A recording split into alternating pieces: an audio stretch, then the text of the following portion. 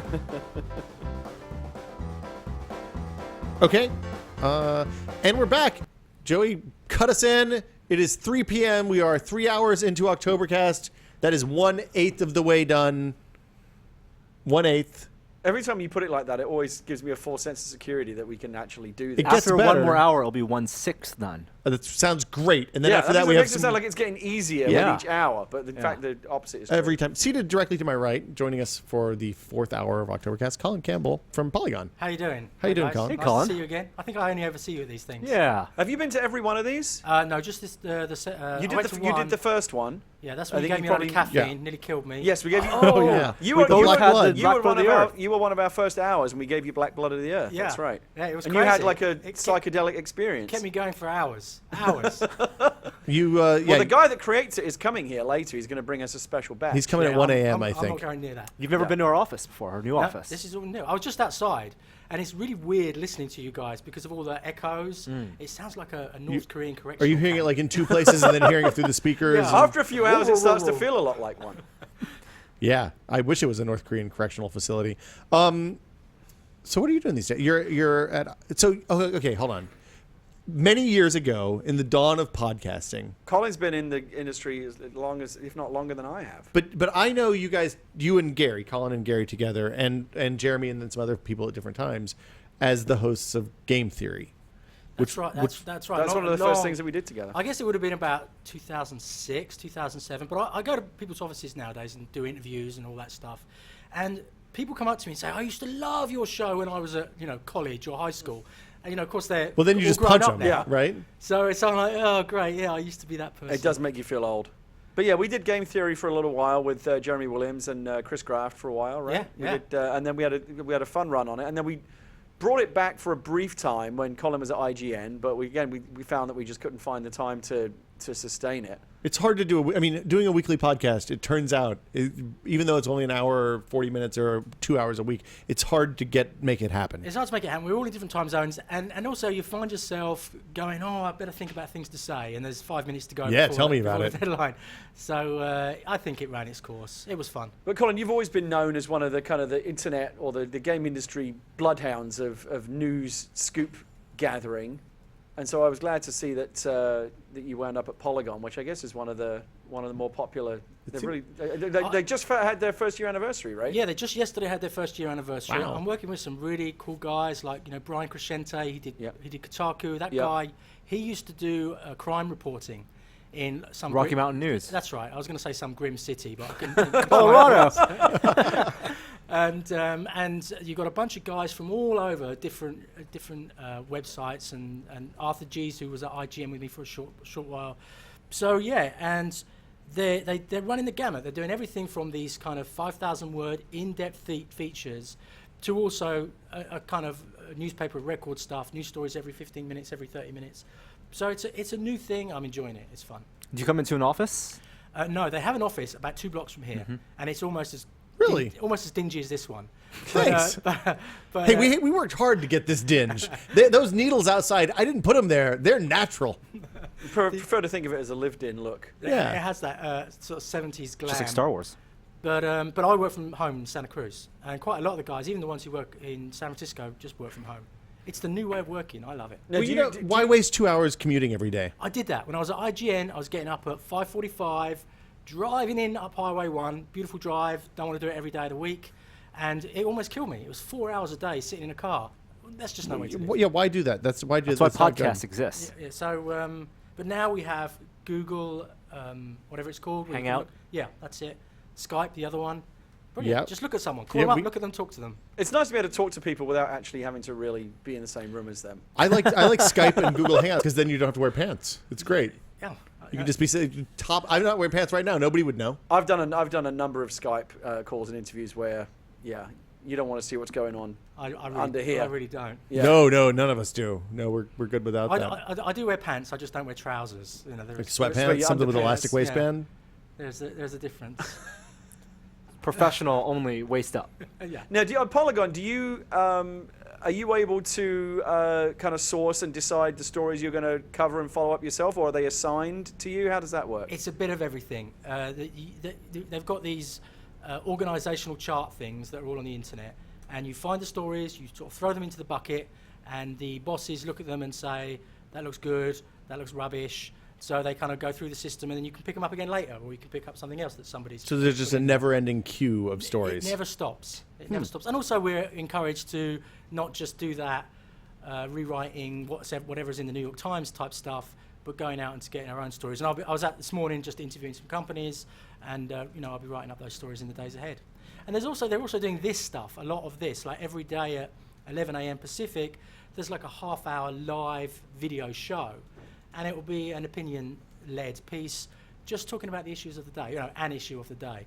And that's a new way of doing podcasting. It's live. Why not? That's what people are interested in. Well, it's funny because it's kind of come full circle on that stuff. Because I remember for a while in the heady days of real media, GameSpot and those guys were doing like a live news roundup at the end of the day, and then that kind of stuff all went away. But I think it makes a lot more sense as podcasts in a lot of ways, because then you take it with you in the car, and you're not, it's a little bit more portable, and it's a good thing. Yeah, I think there are all sorts.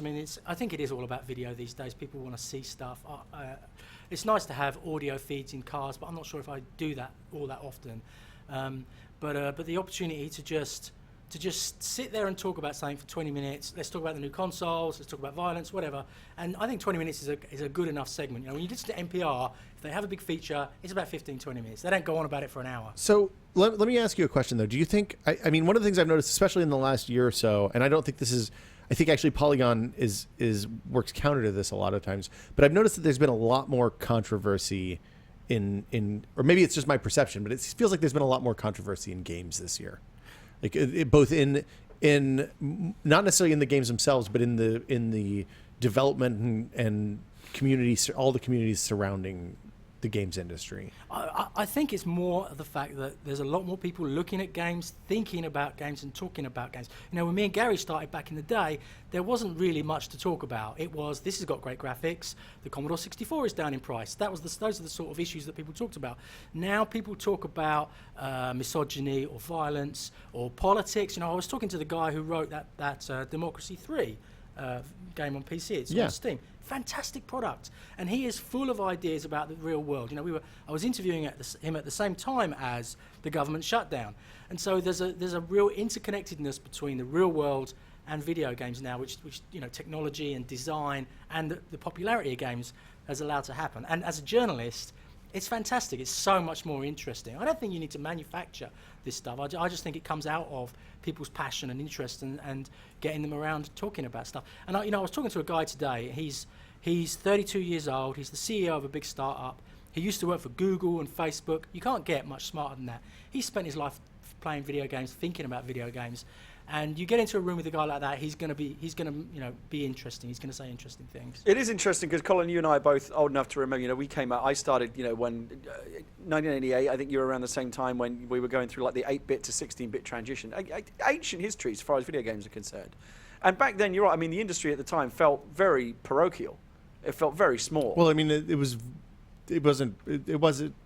Okay, sorry, parochial. Yes. Yes. Different word. It felt very small. It didn't, and really the real world just basically left us alone because games just weren't a very big deal. But now, in the age of Sony and Microsoft and $200 million game openings, we're part of the real world now, and so I think we're subject to the same real world scrutiny. And I think what Will has talked about, a lot of the controversy has come from the fact that gaming, people inside gaming, people that create games, people that build them and market them, are desperately trying to grow up and be more inclusive and be more mature. And I think there's certain aspects of the audience that are always going to be resistant to that. Yeah, I don't know why, because you've got people who have things to say, interesting things to say about their lives, their troubles, their beliefs, and they're saying them through video games. And I can't for the life of me understand why that would be a problem for somebody. This sort of like, let's just make them about shooting people and having fun. I don't get it. There's nothing wrong with that. Nobody's taking that away.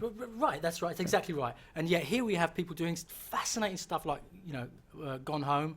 And why would that bother anybody? It's completely beyond me. That's the part of gaming that I find most depressing right now. And something like Gone Home or Papers, Please comes along. Like 10 years ago, we wouldn't even imagine that games like this would exist today. Or they would have been buried in What flashlights. is that resistance like? But the whole nonsense of this isn't really a game. Like that bothers me immensely. Just because I think we're past the point of even having But those what's the kind effect of that? If people on forums are saying this isn't a game, that's I think the effect Sure. is that it slows down the acceptance of these things as legitimate pieces of entertainment. And as long as there's that kind of negativity, it's harder and harder for them to be activity accepted. is always going to exist. Yeah, you're always in going to some find you're form. always going to have Yeah. reactionaries and people who just don't like any form of change, and but change is a fact of video games, and never more so than now. I mean, Gary, you go back to the 80s and things changed very slowly. It felt at the time like we were living in this maelstrom, but actually the 8-bit era, it threw up quite a lot of interesting things, and there was a lot of change happening, but it didn't feel like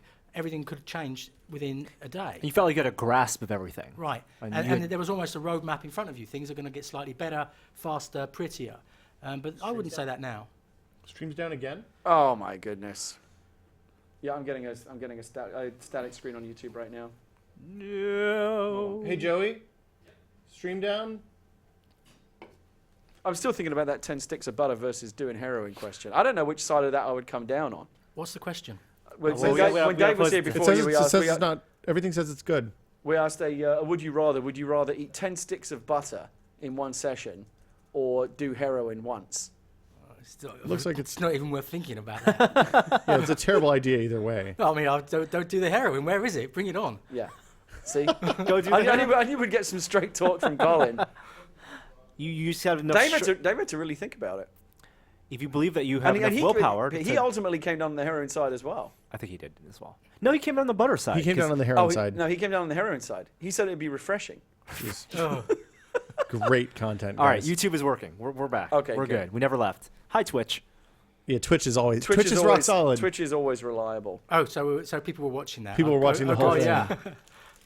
Don't go. Yeah, never let your guard down when you're. Oh, yeah, here. Colin gets a free Oh yeah, gift. Colin. Special Dave left limited his. edition. Dave liked his so much he left it sitting over on the Wow. desk. He must have forgotten It's a it. tested magnet. Oh, it's We'll lovely. bring it back to him I shall later. put that on my refrigerator. That's exclusive for our Perfect for our place guests. You know what? I'm going to take the other one as well for my children. Go So, for it. Tell them not to put. How old are your children? Did they still put things in their mouth? Probably, 15, 16. Yeah. Okay. They're sort of 7, 8 years old. They'll be fine. Okay. Yeah. They're apparently they're copper, so they may be toxic if you lick them. Oh, Something to remember. I shall bear that in mind. Now, Yeah.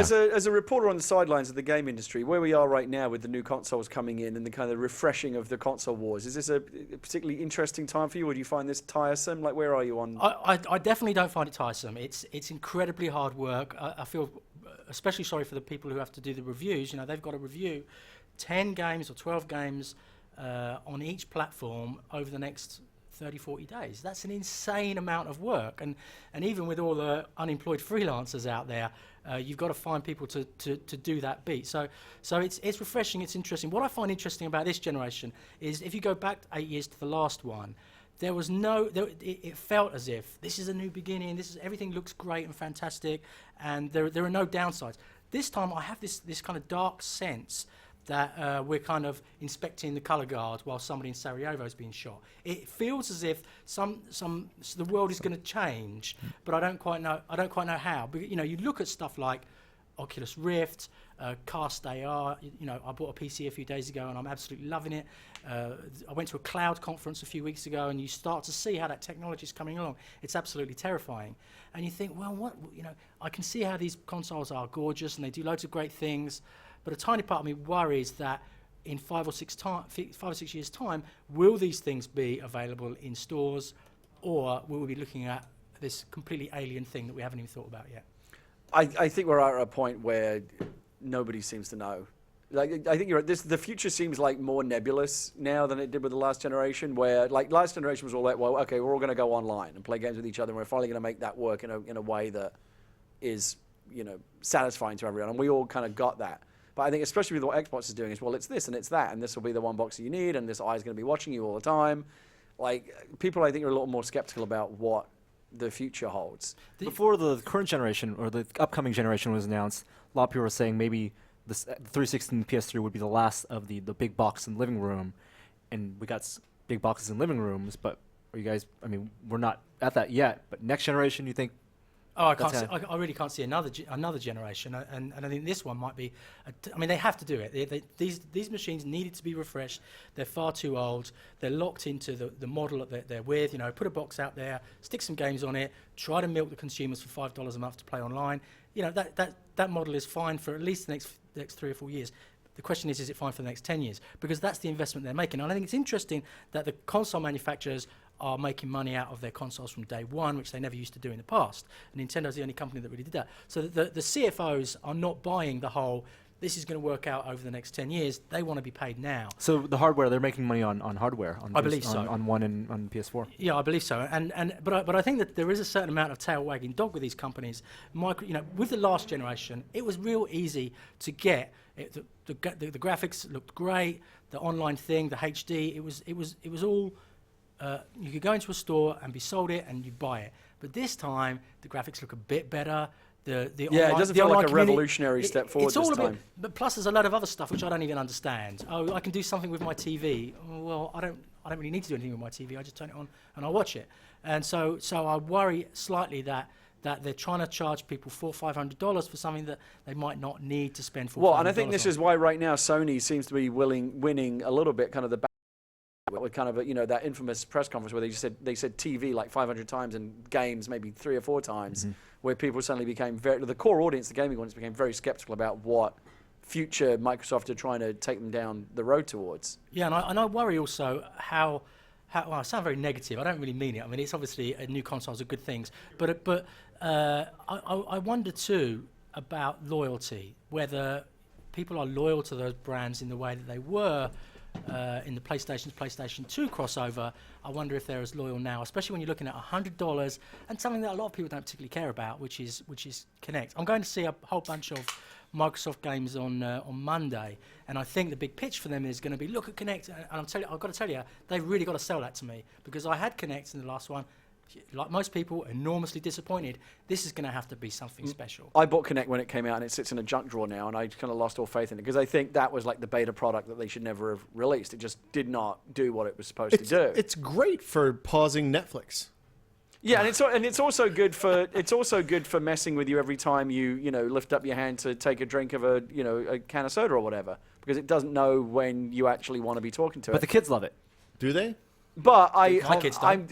I'm the eternal. My kids love Minecraft. I'm the eternal optimist, and I'm willing to believe that they actually they've got it right this time. That the technology is finally there in the second generation to do the things that you hope it can do. So what we saw at E3, what Norman, Joey, and I saw at E3, and then I saw again at Comic-Con a couple weeks later, like the technology at E3 it was a very controlled circumstance. It was a fake living room that they set up on the show floor, as they tend to do.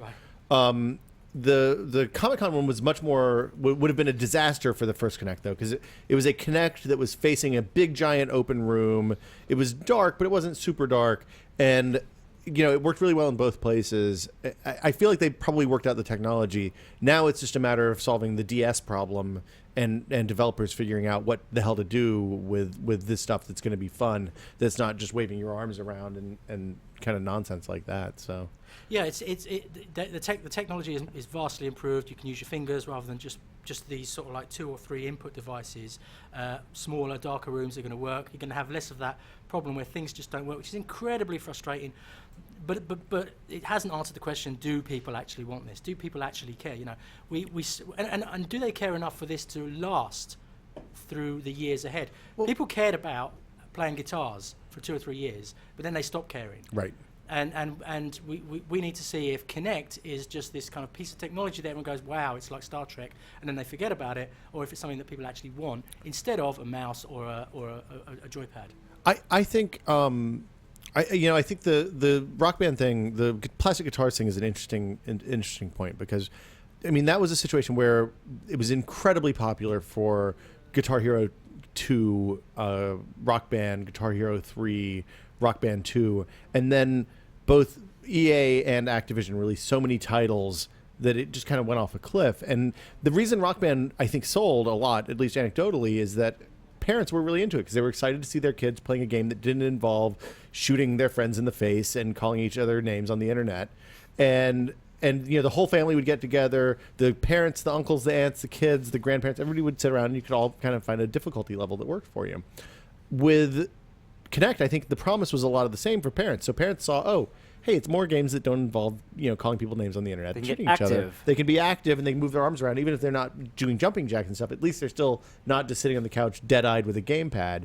And so I think that all Microsoft has to do is sell the parents on Kinect, not necessarily the kids who are going to necessarily actually play the game. I think Kinect stuff is sold on promise of not being Call of Duty more than actually being games that people want to play. Yeah, I think you're absolutely right. But it's going to be the situation where you've got the sales executive or the sales assistant at Best Buy, you've got mom and dad, and then you've got the kiddie, and then you've got the $100 thrown into there as well. And so that's quite a big mix of stuff, not to mention all these shortages that we're going to see over the next 3 to 4 months. What I'm hearing at retail is not good at all. And I think that some of the retailers are going to be talking about this over the next week or so, and they're going to be saying, we do not expect to have anywhere near enough of these things to sell over Christmas. Now, that is not the same as saying that these things are wildly popular. There are 100 million console owners in the US at the moment, and a significant number of them are saying, I want a new console. So we're gonna see over the next few months kind of a bit of a... Isn't that always the way, though? I can't remember the last time a console was in ample supply over its launch period. Well, even Wii U was difficult to get hold of at Christmas last year for a short Wii U while. Wii U is probably the only one I can think of in recent... I mean, I mean every single console that I bought in the last You could walk 2 in day generations... one and No, I mean, 360, I remember flying I bought a around. 360 on eBay. Yeah. Yeah. Even PS3 wasn't easy to find for a while. But I don't know. So what are your thoughts? What do you think about Wii U? Like, where are you at with that? I went to see Super Mario World 3D. It looks like, it doesn't look like I played it. It's enormous fun to play. And they've done something really clever, getting 4 characters playing on the screen at the same time in this 3D Mario world. You've got Toad and Peach, Luigi and Mario all running around. And I interviewed Miyamoto, and the genius of these guys is figuring out what people want to do with each other. You're talking about getting all the family together and playing. This is something that you can all do and have fun, because the game is sort of 50% you all working together to beat Bowser and beat the baddies and get to the end of the level, and 50% of you trying to beat the other guy, trying to get the most points, trying to throw your brother off the side of a cliff and stomp on mom's head and all that stuff. And I think that's the Nintendo that we love. Unfortunately, you know, counterbalancing that is the fact that Wii U is a bit of a dog. The whole thing with the screen, the second screen. The second screen. I completely get the strategy, but I don't get the one person has it and everybody else doesn't thing. I think that naturally people resist that stuff, and also branding wise, it's not like Nintendo, but I think Nintendo really dropped the ball with branding it Wii U rather than trying to. I think it's just been a much tougher sell. The genius of the Wii, at least in that first couple of years, was everyone understood this, right? You're swinging a tennis racket, you're swinging a golf club. Everyone could understand it. Even my parents could play that, and they're like the least tech-savvy people in the universe. Translate that to, well, now there's 2 screens, and sometimes the stuff is on this screen, sometimes it's on that. It's like, what? Even journalists were confused. And these are people that are, game literate. They understand the language, and Nintendo had to try and educate them. So what chance did consumers ever have? I do think that the Mario game is going to be the first real system mover that they have there. They've had a really rough first year. I would love to see them turn it around. They just need like a handful of really, really compelling games, and maybe Mario's the first one. That was totally game theory, Witta. Was it? Yeah. You got the voice and everything. Well, we got right? the old team back together. What was it like interviewing Shigeru Miyamoto? Oh, he's funny. It was a video link in Japan. Okay. And he was sitting in front of the table like this and being very proper. And he had his 2 assistants beside him. And then he would just kind of go off on one flight of fancy, or start making jokes, or start doing cat impressions. He's a funny guy, he's an interesting man. It's Nintendo, so you can go digging until you grow old, trying to get a decent quote out of him. But he knows his stuff. He understands people and how they play, and I think that from him comes the magic of Nintendo, and the people around him who understand, who've learned what he talks about. How do you prepare? That's one of the few people that I can think of to meet an interview that I'd be truly intimidated by. Like, I wouldn't even know where to start with the list of questions you're going to ask the guy. Well, you've been in luck, because Nintendo didn't let us ask any decent questions. Oh, really? I think one of the guys from GamesBeat tried to ask about how the success or failure of the game was dependent on the hardware doing well. No, you can't ask that. You can ask about, you know, Wait, how so I- there's someone screening the questions before they get to As Miyamoto? you're asking. Oh yeah, I mean this is nothing new. This has been Nintendo for donkey's years. This is how they do things, and it was very clear to us that you can only ask Mr. Miyamoto about the game, and to a certain extent you get it. He's not in charge of the hardware operation. He's a game designer, but they were really like, no, I don't think that's an appropriate question. Please stick to the game. Wow. There's a group interview. Everyone's Skyping or Yeah, we all video had, chatting we in. all sat there and listened to the pitch, and then we had one question each, and then it was out the door. So it was not one of those situations where you sort of sit there and you connect with the interview and ideas are sparking and you're going off and on. No, you're basically being sold to, and you lap it up and off you go. So, I mean, do you feel in that case like you're a bit of a pawn of the Nintendo PR machine, or do you feel like you can actually get any journalism done in a situation like that? I don't feel like a pawn because I can walk away and write what I want, and some of the people responding to my feature said that it seemed to be a little bit snarky and negative. I don't think it was. I think it was very positive about the game. I think I was positive about Mr. Miyamoto, but I also made a few of the points which we're making here, which is this is a company that's got major problems, and it may be that even Mario is not going to dig them out of it this time. I mean, at least they're not rolling out another new Super Mario Brothers, you know, the sixth one of those to try to fix the hole. They do seem to have the Mario A team on this one. But, I mean, it is essentially, if New Super Mario is all you're interested in, then you're looking at $300 for one game. Yeah, which is crazy. And you know, when you put that up against, you know, Rise for $70, it sounds like a bargain. Well, we were making the argument earlier that even though all the heat is on these new consoles and Wii U, people are kind of down on it. The number one game to play this holiday, if you're going to play it, is probably on Wii U. Right. Yeah. Because the launch lineups on the other systems aren't that brilliant. No, that's a nice way of saying it. Yeah. So, but you know, I mean, it's Getting worse. It's frustrating for me because, like, you know, I try not to make a sport out of attacking the Wii U too much. It comes from a place of frustration because, again, the world is a more interesting place with Nintendo in it. They're one of the few true innovators out there. Always like, no one else was going to do that screen or do the PlayStation Move and Connect exists because of the Wiimote. Like, they move the industry in ways that very, very few, you know, other major companies or innovators do. And so I want them to, you know, stay in there. I ultimately don't want the Wii U to fail. I want it to be successful. I think they do have the chips kind of stacked against them. But like when you talk about like 4-player Mario, that experience you're talking about, we've had experiences like that where you get 4 people around, you know, kind of like jostling elbows, and like you actually become that fictional family that only seems to ever exist in like TV commercials for video games. Like that's not really what happens. But when you get 4 people around a Nintendo game in just the right zone, that actually you do become those people, and everyone is just having like pure fun in a way that is very, very few places you can find that in games. Literally, the only time I've ever had fun playing video games with my parents was either with Wii Bowling or Karaoke Revolution. Like they got super into both of those games. Rock Band was even too much. All the buttons and stuff were too much, and they play real instruments, so it was kind of lame. Yeah. But yeah, so I that is a thing that is very powerful, and it's easy for us to discount it because the Wii kind of petered out toward the end. But there's definitely something there. Angry Birds and Cut the Rope. That's why there was very successful as well. I watched a guy play Angry Birds Star Wars with his kid waiting to get into Denny's last weekend. There you go. It was a real very touching Bonding moment. experiences. Let's talk about what we're here for, though. We are here for Oktoberkast. This is our 24-hour charity podcast marathon where we raise money for 3 charities this year. The first time you were here, Colin, it was only 1 charity. This time we're doing Child's Play, as we always have, which is Penny Arcade's awesome charity. It raises money for sick kids so they can have toys and games, even if they're immune compromised and can't share toys with other people. We also are supporting Doctors Without Borders and the Electronic Frontier Foundation.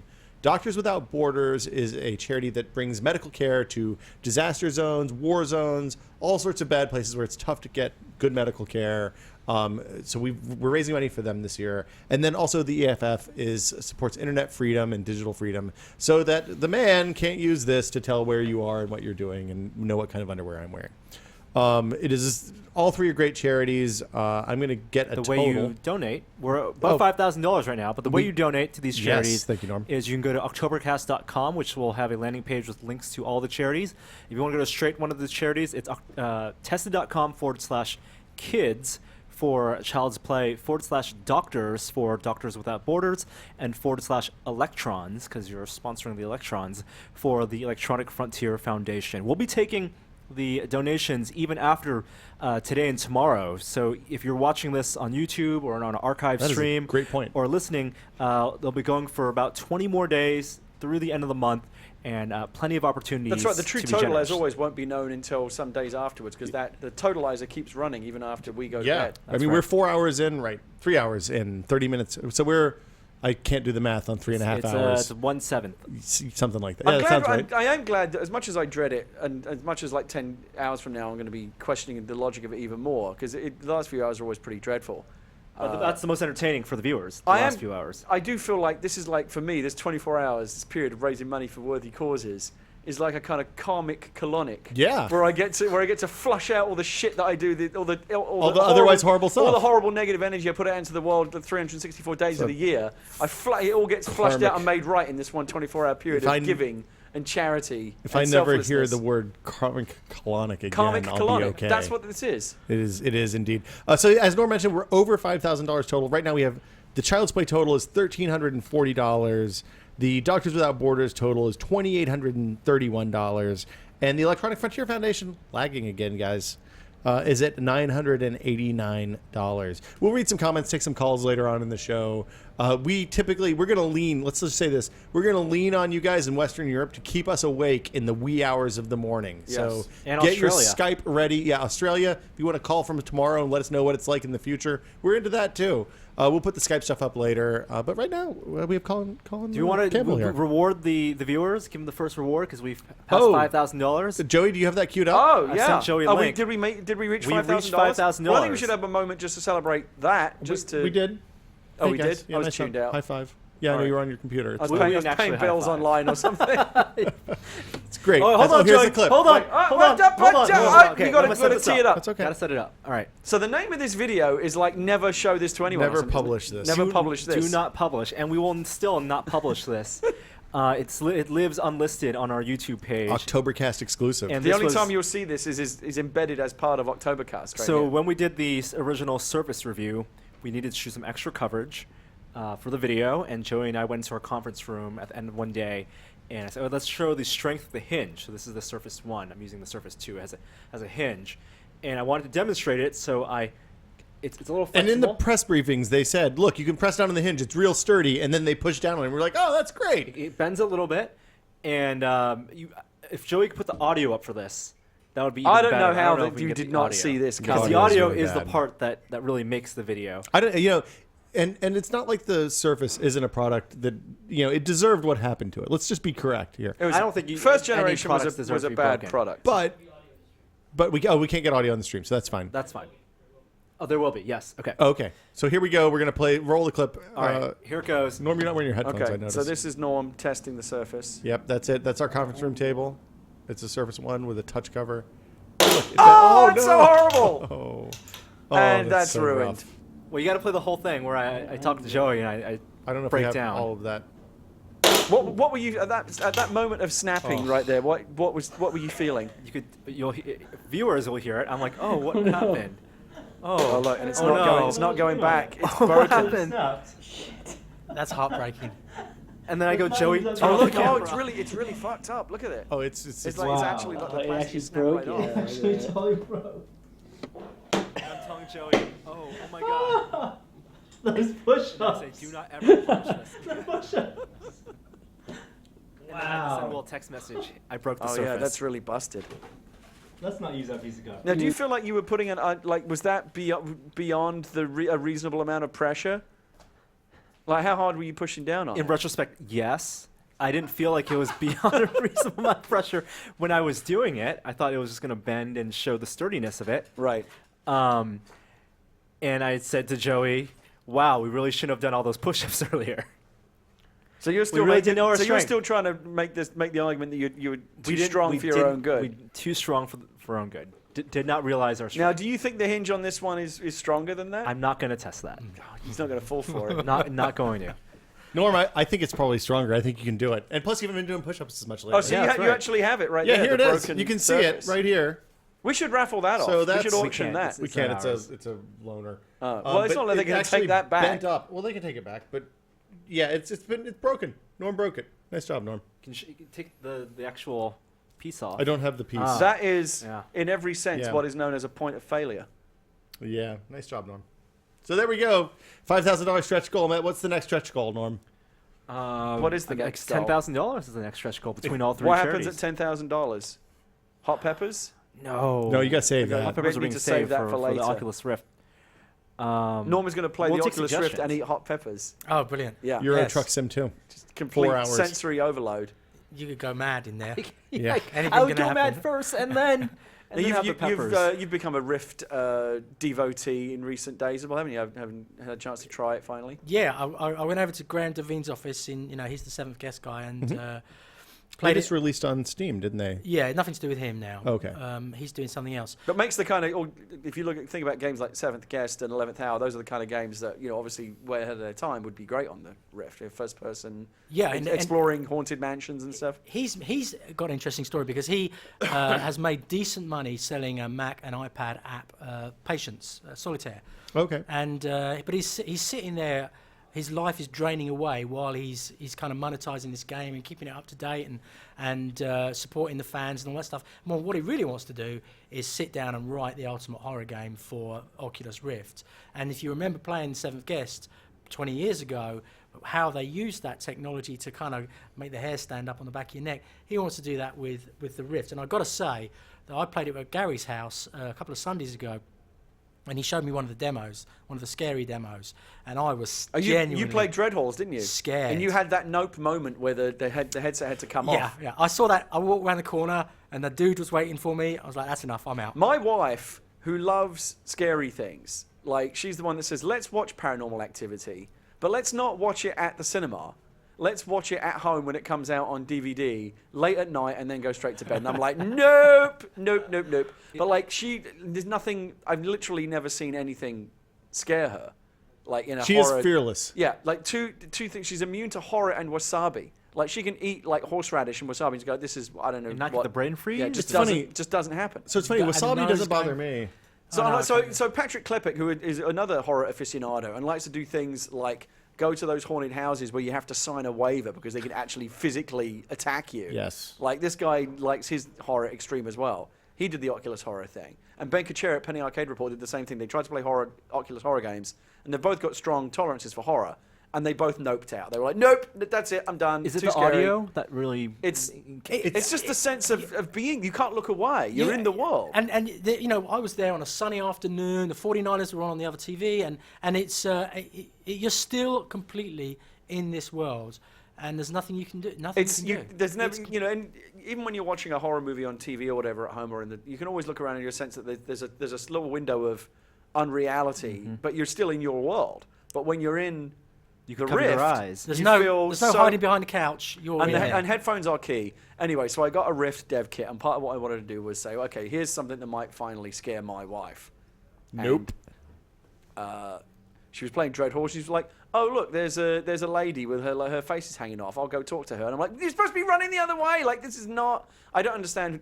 Sooner or later, I'm going to find something that will terrify. Horror games, for whatever reason, like I always laughed at horror movies. I always kind of find them funny because they're inherently silly, right?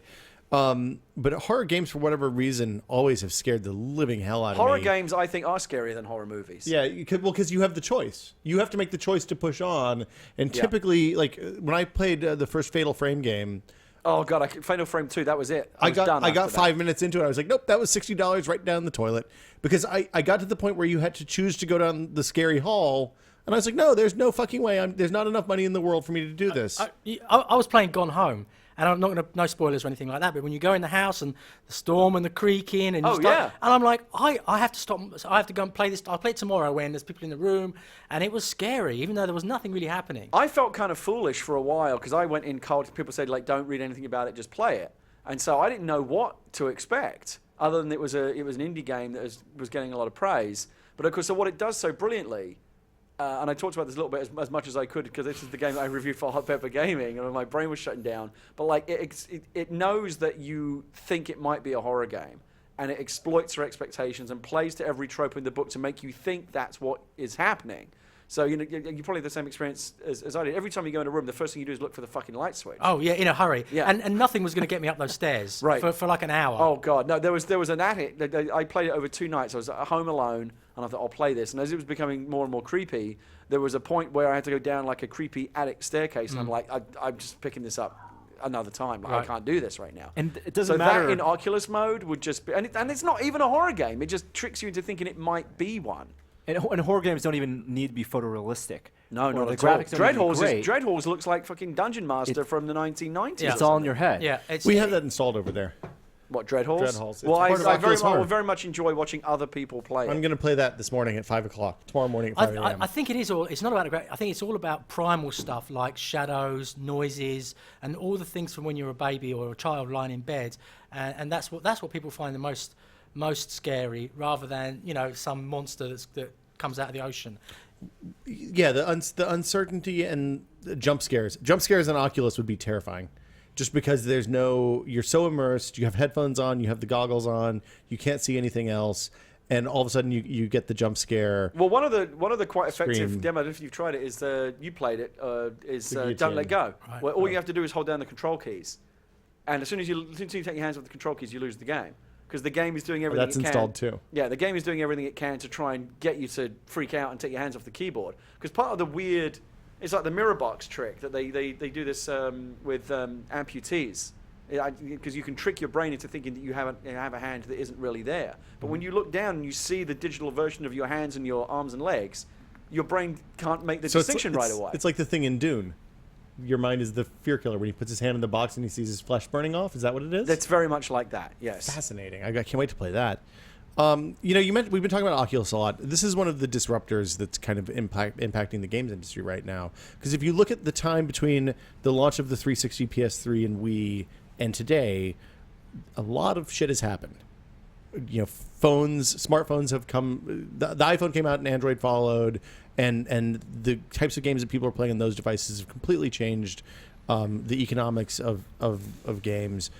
And then tablets came a couple years later, and I've reached a point where I play almost as many games on my tablet as I do on a console or PC. And then also at the same time, Steam has risen in that same time to become. Steam has risen. Let's go like that. It's because it's hot. Steam goes off. Yeah, it was well done. Yeah. I just wanted to give you credit for it. Thanks, man. Thanks for calling it out. I appreciate that. Sorry. Steam. I mean, when the Xbox 360 launched, Steam was just minus 1 year old or something. It was just kicking off at that time. Yeah, it was very early. It had launched as, I don't think EA was involved yet, and at that point EA was still kind of relevant to that whole thing. Right. And it was a. Yeah, it was a place you went to get Valve games and some other stuff, but it wasn't like the only place you get PC games, which Right. is kind of what it's become in the last 7 years. And what's so disruptive about that is not the tech, it's the use of technology to give people value. In that you can go there and they're offering you all this entertainment for, hey, this is $3.99, this is $7.99, here's a bunch of games for $2.99. It feels as if there's a whole bunch of stuff here that I need to spend my money on. And I don't feel that way with console games. I feel like I've got to really work hard to justify to myself to spend $60, $70 on FIFA this year. I've got to work really hard. I don't feel like that on Steam. I feel like they're reaching into my wallet and taking my money. Oh well, off I me. mean, people, it's legendary. Steam sales people. There are lots of kind of funny web comics of like people that basically go bankrupt, because they can't deal. And people buy games that they're backlogged. They don't even play them. They just want to get bank the savings while they can. Right. Well, because there's nothing sillier than a digital collection, but we all do it. And the Steam sale has reached outside of the Steam sale. Now, it used to be that there were 3 or 4 times a year that there was a Steam sale. Now, every week, there's a publisher on sale. It seems like, at least. There's a publisher. There's some indie titles on sale. The green light and beta and early access, I don't even understand how half of that stuff works. Yeah. I mean, I've bought 3 or 4 games this week, and I'm sure that's going to be the normal pattern for me. Is I see something, I'm going to buy it. And what the hell? It's $7, $8. It's like a couple of beers. And to buy a game that may or may not give you hours of entertainment is really worth it. And that's one of the big things that's changed in this generation, is that the whole $60, 20-hour entertainment experience, that's out the window. And that's why, if someone said to me, what shall I buy, an Xbox or a PlayStation, I'd be like, save up and get yourself a really decent PC. Get a nice video card. Put it in the PC you have if Right. you're not using a laptop. And Half of the games on my top 10 list, it's really interesting how it's kind of split. I've been thinking about what my top 10 list of the year is going to be. And it's going to be GTA, Saints Row, Last of Us. It's going to be those big AAA games, but like fully hard. I can already think of like 4 or 5 games that are like Gone Home, Brothers, Stanley Parable, that are going to be in my top 10 games of the year. And these are, these little indie games that are only a few hours long and, $5 or $6, but are offering this totally different kind of experience. And I'm really glad, particularly, that you finally got yourself a real Steam PC, because even though I'm very much like a tech agnostic, like I don't particularly believe in saying, well, you should have this system's better than that system. I think there's great experiences everywhere. But I don't think that you can take gaming seriously as a hobby and not have access to a PC, because there's just too much amazing stuff going on there and only there right now. Right, and that's not to diminish what PlayStation and Xbox, especially the digital live versions, Sony especially have worked really hard to work with indies, and there's some fantastic indie games coming out on PlayStation Network on PlayStation 4, like The Witness, for example. Well, and I think it's going to change. I think that especially what Sony's doing, and Microsoft did a lot with the 360 last year. I mean, think about like Braid and Fez. These games were really birthed on the 360. It's great to see.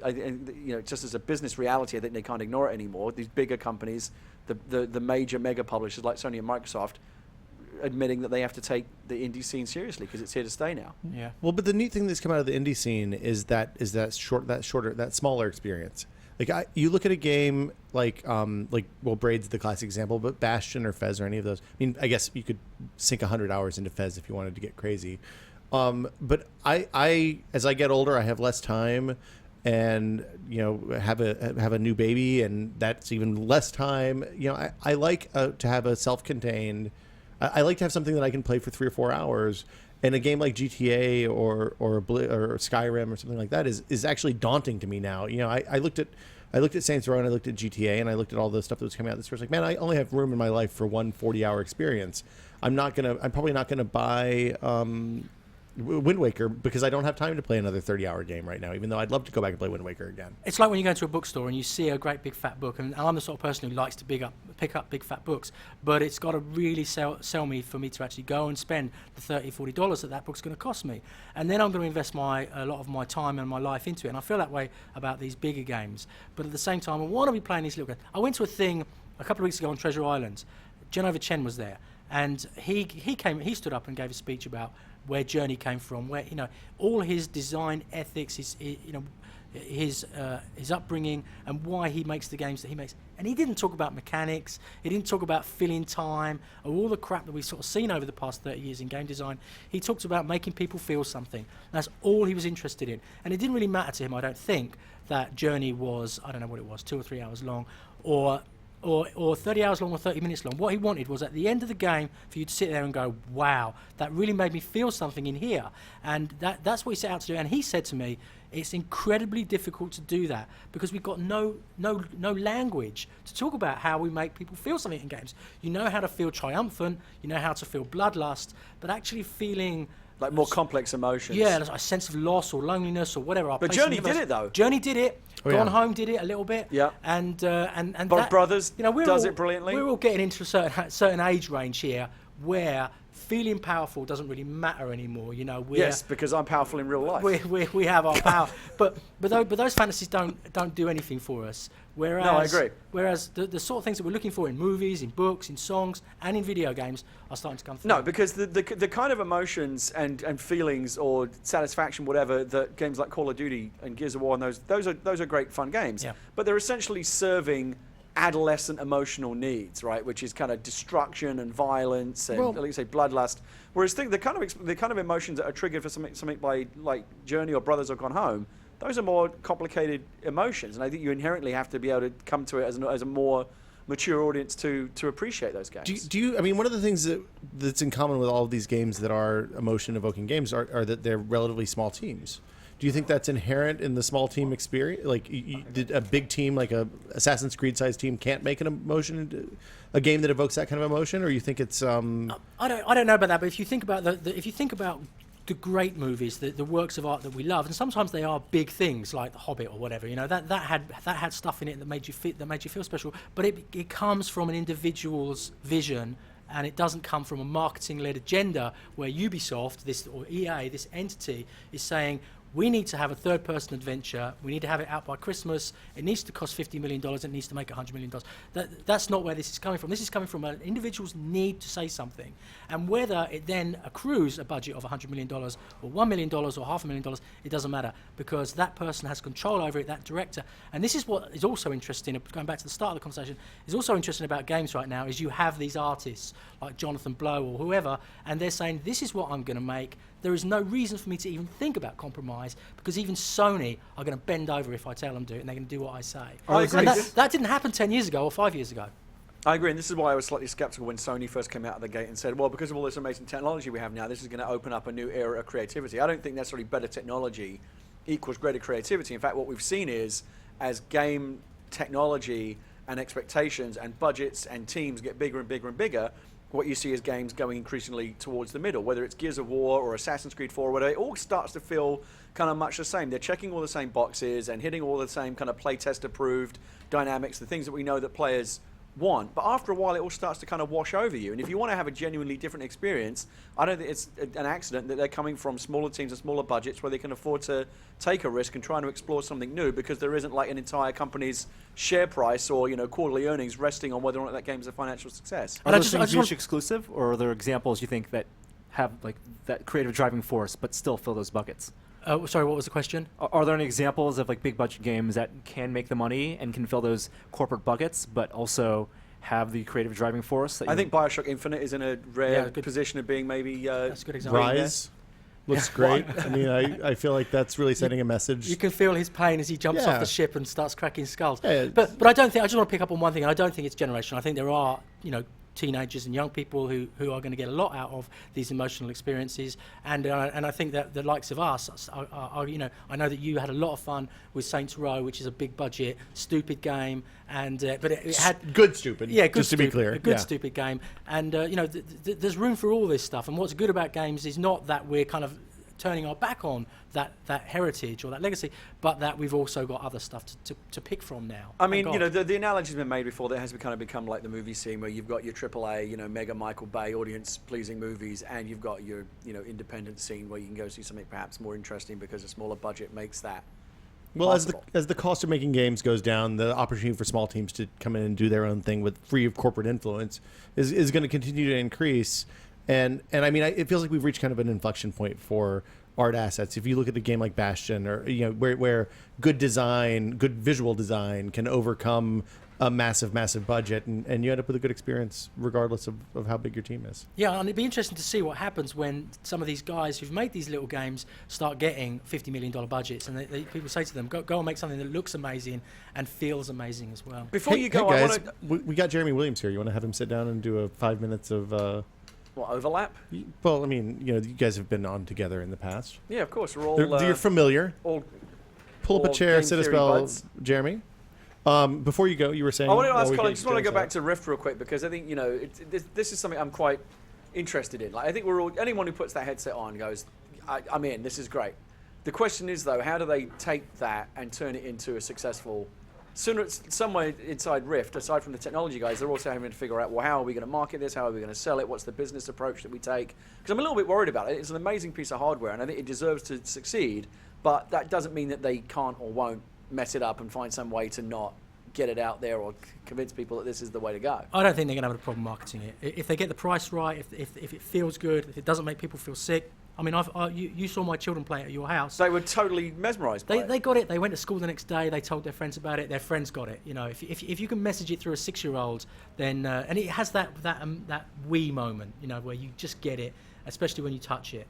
And I think there's going to be a lot of people going through Best Buys and GameStops over the next year, trying this thing out, getting their credit card out and just buying it. I think the demo kiosks are the key. And what's interesting is just watching YouTube videos of people trying it makes you want to try it. It's like, holy shit, like, what are they experiencing in there that they're freaking out to this extent? Right. Do 6-year-olds have the interocular distance to use it?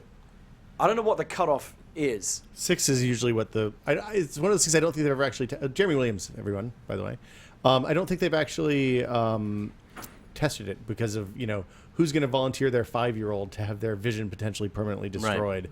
But oh dear. Yeah. I guess that was me. It's fine. And just like the turned out Wii, okay. just like the Wii, people are going to buy them, and then they're going to winning games for them. Yeah. So you can't have just like the three, the Wii bowling and the Wii tennis of the Oculus. Lots and lots of horrifying experiences. What is Cast AR like? I played with it. Yeah, And we've I used it. feel like the only person Yeah. who hasn't. How does that compare to? Is that a very different experience to the Rift? Yeah. Yeah, I had a go on it, and I was like, this doesn't blow me away in the same way because I'm seeing it in front of me, just like I'm watching. So this TV. is more like Star Wars chess, where it's projecting like the holographic pieces Yeah, on a that's exactly real what life it's It's surface just in front of you. it's shared experience probably. I think the place that's going to really shine is in shared experience, whether with somebody sitting next to you, like where you're working in the same space, like the Jenga. Did you see it at Maker Faire, or did you see it at? Did they bring it on tour? I saw it at that same event I went to last week. Okay. And I only got to play with it for 5 or 10 minutes, but they were saying that the people who make it were saying that they see it to begin with, as you say, as being all about augmented reality, so that you play with actual pieces, but you're seeing this world unfold, and you can imagine playing Risk or chess or whatever with someone on the other side of the world. Right. And also we can all be around playing the same game, but only the games master is seeing one thing, Right. and we're all seeing Yeah. something else. And I Right. find that fascinating. And I think another thing, if they get right, you can imagine going into Toys R Us, spending $99 or $150 on this, because if you can plug it into a mobile phone or a cheap PC and you just roll it out on the kitchen table, I think it can be something really good. And it's interesting that Valve turned their back on this. Well, so the interesting thing about Cast AR is that it was literally a two-man team until very recently. They had one person doing hardware, one person doing software. So the demos we've seen are kind of the cobbled together variety, not the kind of polished stuff that we're seeing coming out for the Oculus. Even 8 months into its life now. I don't think it's surprising that Valve turned their back on it at all, given that what they want to do is sell more Steam stuff and especially with the Steam machines and the Steam controller. I don't think those things could coexist in that vision.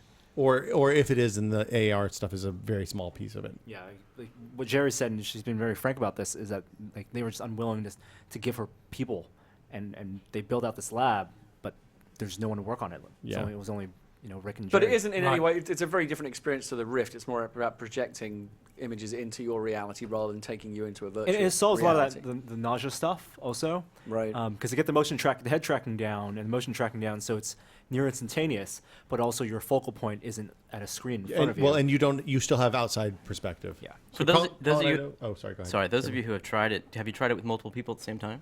We did it at Maker Faire, but they only brought one pair of glasses. Because I'm wondering. I know it's a reflective surface that's intended to reflect light directly back at its source of the light. Yeah. But I can't imagine there's not a little bit of ghosting. We didn't see any crosstalk even with the hand-built super early prototypes at Maker Faire. At least I didn't. Did you, Norm? The one demo they had was this The zombie maze? zombie thing where you saw a maze, and not that I could recall that it was clear overlap. Like how the PlayStation TV where you have the stereoscopic, and Yep, one person exactly. sees. It wasn't like that where you could see a little bit of the overlap. Okay, cool. Colin, I know you have to blast off, but thank you so much for coming by. Where can you're Colin Campbell X on Twitter That's right. Yep. and on Polygon, pretty much all the time, right? Yep. Every day. So yeah, Colin Campbell X on Twitter, and you guys are doing great stuff here, and good luck. Well, thank you much. Thank you sir. very much. It was good Thanks, to see you Colin. again. See you, Colin. Nice to finally meet you, Colin. Yeah, you too. Have you guys never met in person before? No. Wow, really? Yeah. This is the Really? first time. Wow, that's weird. You were on 100 episodes of Game Theory together. I know. That's I know. bananas. That's bizarre. I just what a weird Bringing people together. bringing people together. Yeah, that's what we Doctors do. Without Borders. This is like an AT&T commercial. All this wonderful stuff is happening. Jeremy's just gotten promoted I heard to. that sandwiches are here, so I'm gonna go. Oh, Go really? grab a Lunch real sandwich, quick. Norm. You were, since we are 5 hours in, or 4 hours Jeremy, in, do I'm you want sure a you're special starving. Halloween Kit Yes, Kat? yes, I do.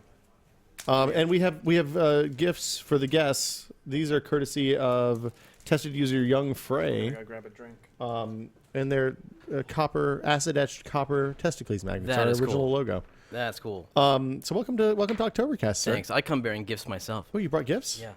They're a little, if you like Hawaii, I like Hawaii. candy or coffee. Are they chocolate covered macadamia nuts? No, they're coffee candies from Hawaii. I would totally have a coffee candy. Now from they're Hawaii. hard That sounds candies. It's a perfect. little difficult on Mike, I understand, but I'll bang it around in the soft parts of my mouth. or not maybe on the teeth. wee hours when the demands on your vocal, aren't as I'm gonna strict. put these. Don't tell Norm and Gary that they're here.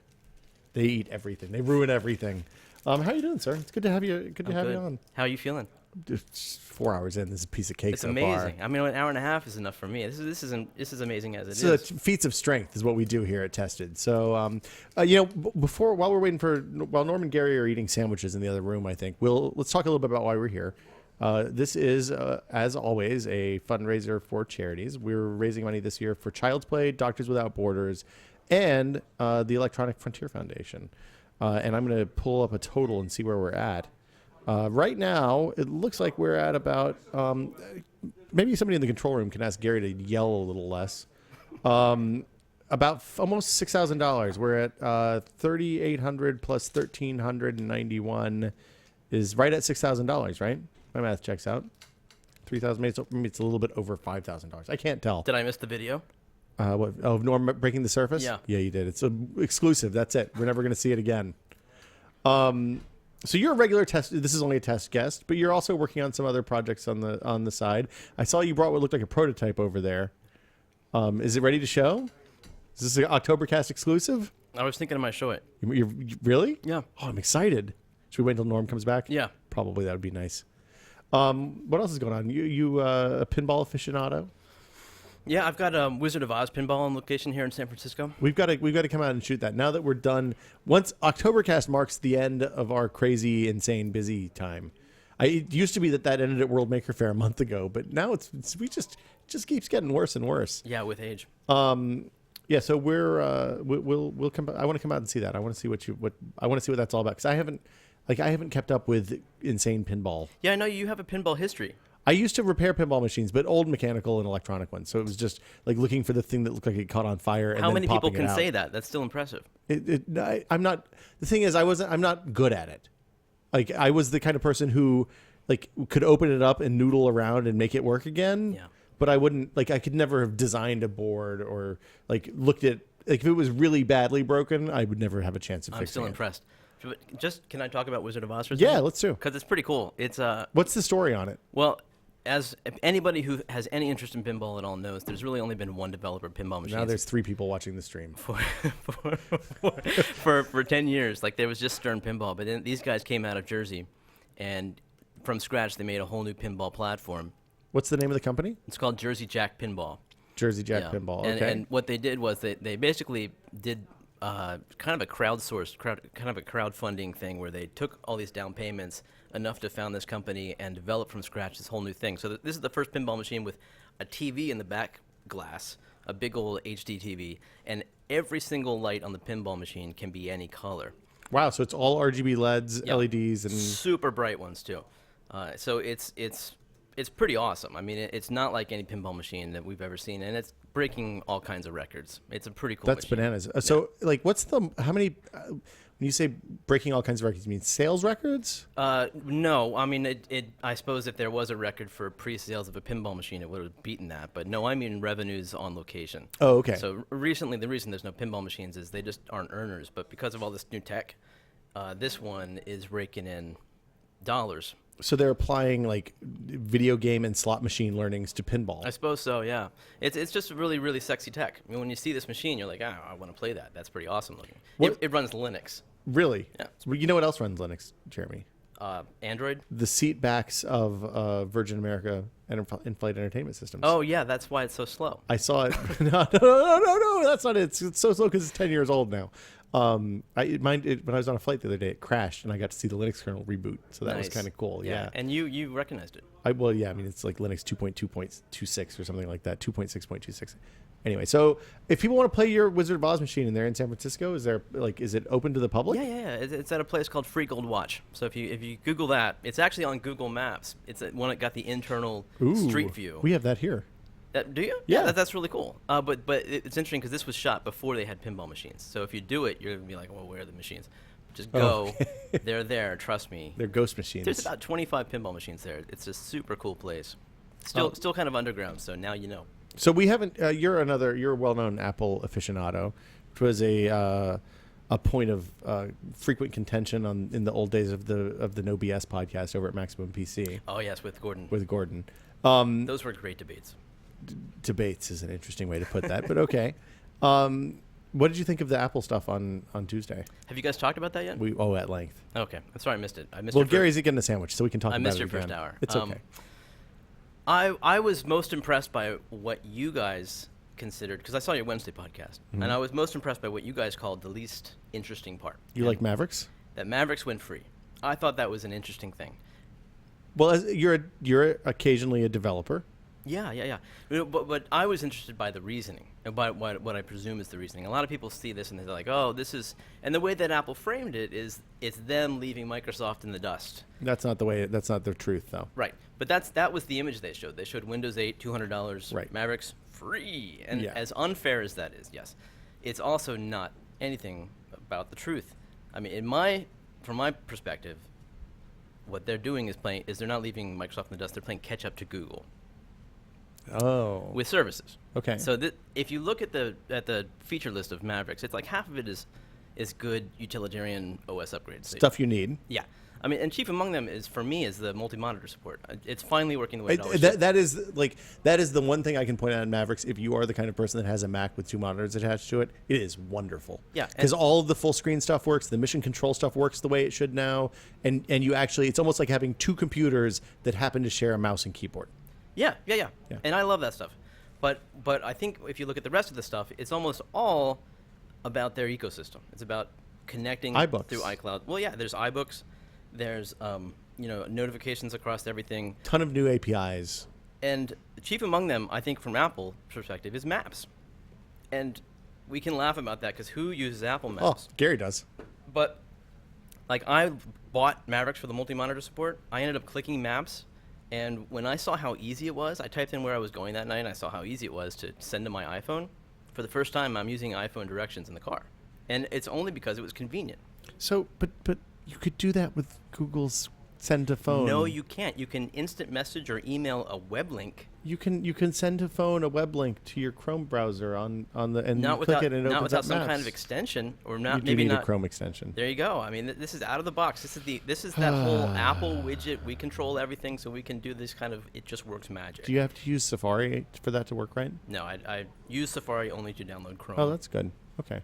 But it doesn't use Safari. It's a Maps app. Do you use Maps in the car for GPS now? Apple Maps?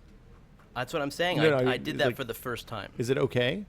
It Have you took me- you're it still worked. here. It's San Francisco. I mean, I don't think they're going to make any mistakes here. I mean, I'm not vouching for the Maps integrity of the directions and everything. I'm just saying it was convenient, and it was super convenient. It was as convenient as people need it to be. I mean, people who aren't techies, who've never downloaded a Chrome extension. That's true. And so that was cool, and they were successful in that way. And I think if you look at a lot of the features of the OS, a lot of it is about lock-in. So if they can get people to start using their infrastructure more, then they're locked into the Apple ecosystem. Buying one more hardware generation is going to earn them a lot more money than $20 for the OS. Well, and to be perfectly frank, they're building their costs for the OS and the upgrades into the hardware. I mean, they have a nice margin on I their suppose you Mac could look hardware. at it that way. They certainly are So, with the phone. Yeah, it's not like anybody at Apple's going to go hungry because they're not getting that $20 for Mavericks out of us all They'd have to go to the ATM, take some of that $150 billion. with a B. They should do more buybacks, stock buybacks, says Carl Icahn. Shush you, Carl. Hi, Jeremy. Hi. How you doing? Did you see whoever, I forget who it was, Wall Street Journal maybe, wrote an Yeah. article about that and used Veruca Salt as the image for the article? It was a Business Insider. I thought it was think. great. Yeah. More. I want more. I had a dinner with Tim Cook, and we talked about stock prices. Yeah. There's more, a guy. Daddy, more. Unbelievable. I just had He doesn't lunch. care about Apple. How was lunch? Was that Lunch good? is delicious. There are sandwiches out there if you would like lunch, but I heard that you do not want it. I'll go get a sandwich. I don't want anything to slow me down. I'm keeping lean and light back here. The trick is half a sandwich. How was not the full sandwich? You went to Hawaii recently Yeah. on vacation. Ah, sweet, man. Yeah, paradise. I mean, if you're gonna go somewhere nicer than San Francisco, you're kind of limited, right? Well, I mean, yeah, I Go to think French so. Polynesia. You can go to Hawaii, which is what we did, and Bora Bora. yeah, Bora Bora. Yeah. It was great. I took my kids, Okay. and I was able to take them snorkeling. Your kids are. We Six- need to have you on a bunch of dads at some yeah, point. I'd But love to. 6 and 3. 6 and 3. Okay. So my 6-year-old son, went snorkeling.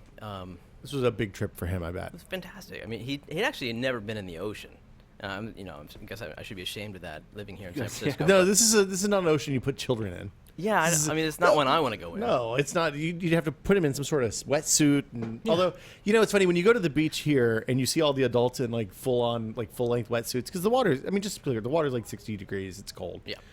But the kids are all just running out like maniacs in the water, and they just go in and they're trained from a young age that when their hands turn blue, it's time to come back. No, for me, taking my kid in the ocean here would be like a punishment.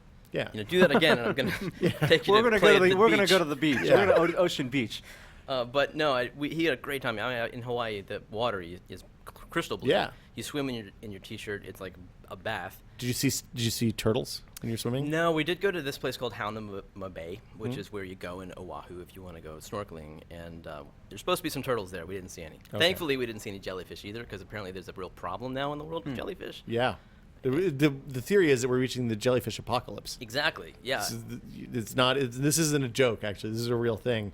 They're multiplying at such a rate as the oceans get warmer because the conditions get better for them, and they're not apex predators, but there's so many of them that they can't lose. And their only natural predator is the turtle and the sea Yes. turtle, and their numbers are going down. And they breed slowly and in small numbers Yeah. and are easily disrupted. So they actually have to close bays in Hawaii, I guess, 10 days after the full moon, when the jellyfish come up to mate. Hold on, is the full moon? So 10 days after the full moon is when jellyfish get down to boogie? Yeah. Nice. That Now sounds like a plot look of at a- all the a stuff you're Fox learning. movie. Who knew jellyfish could even direct themselves? I didn't know They can that. aim. I knew that. You know what I learned about box jellyfish? First of all, the ones in Australia will kill you within 4 minutes. Yeah, and there's not much you can do. But the ones in Hawaii, they just feel like a bee sting. So you're all right. Those are the ones we used to call them men of war on the East Coast when I was a Is kid that the because they'd always same one? wash up on the. I don't know. I don't know if They're it's the same different. species, They're but different. because men of war aren't really jellyfish, right? I didn't know that. Yeah, I think they're They just something they else in still the same float family. like jellyfish in the water, Yes, but no tail, so it's just the bubble. just the bubble. So, and a box jellyfish has, oh boy, you better Wikipedia this, but I believe Internet. it has 6 eyes on each side. Okay, so you have 24 That's a lot of eyes. around the jellyfish, but only 2 on every side actually have an iris and a lens and a retina.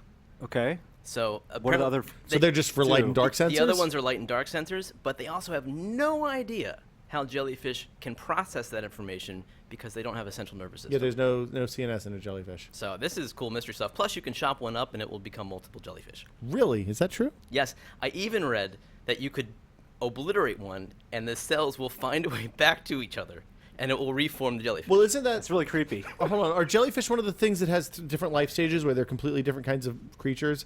Like they have polyps that attach to the bottom for a while, and then the polyps spawn off and form jellyfish? Or is don't that know. sea cucumbers? I don't know. So how did The jellyfish chat will tell me if reproduce we're then? wrong.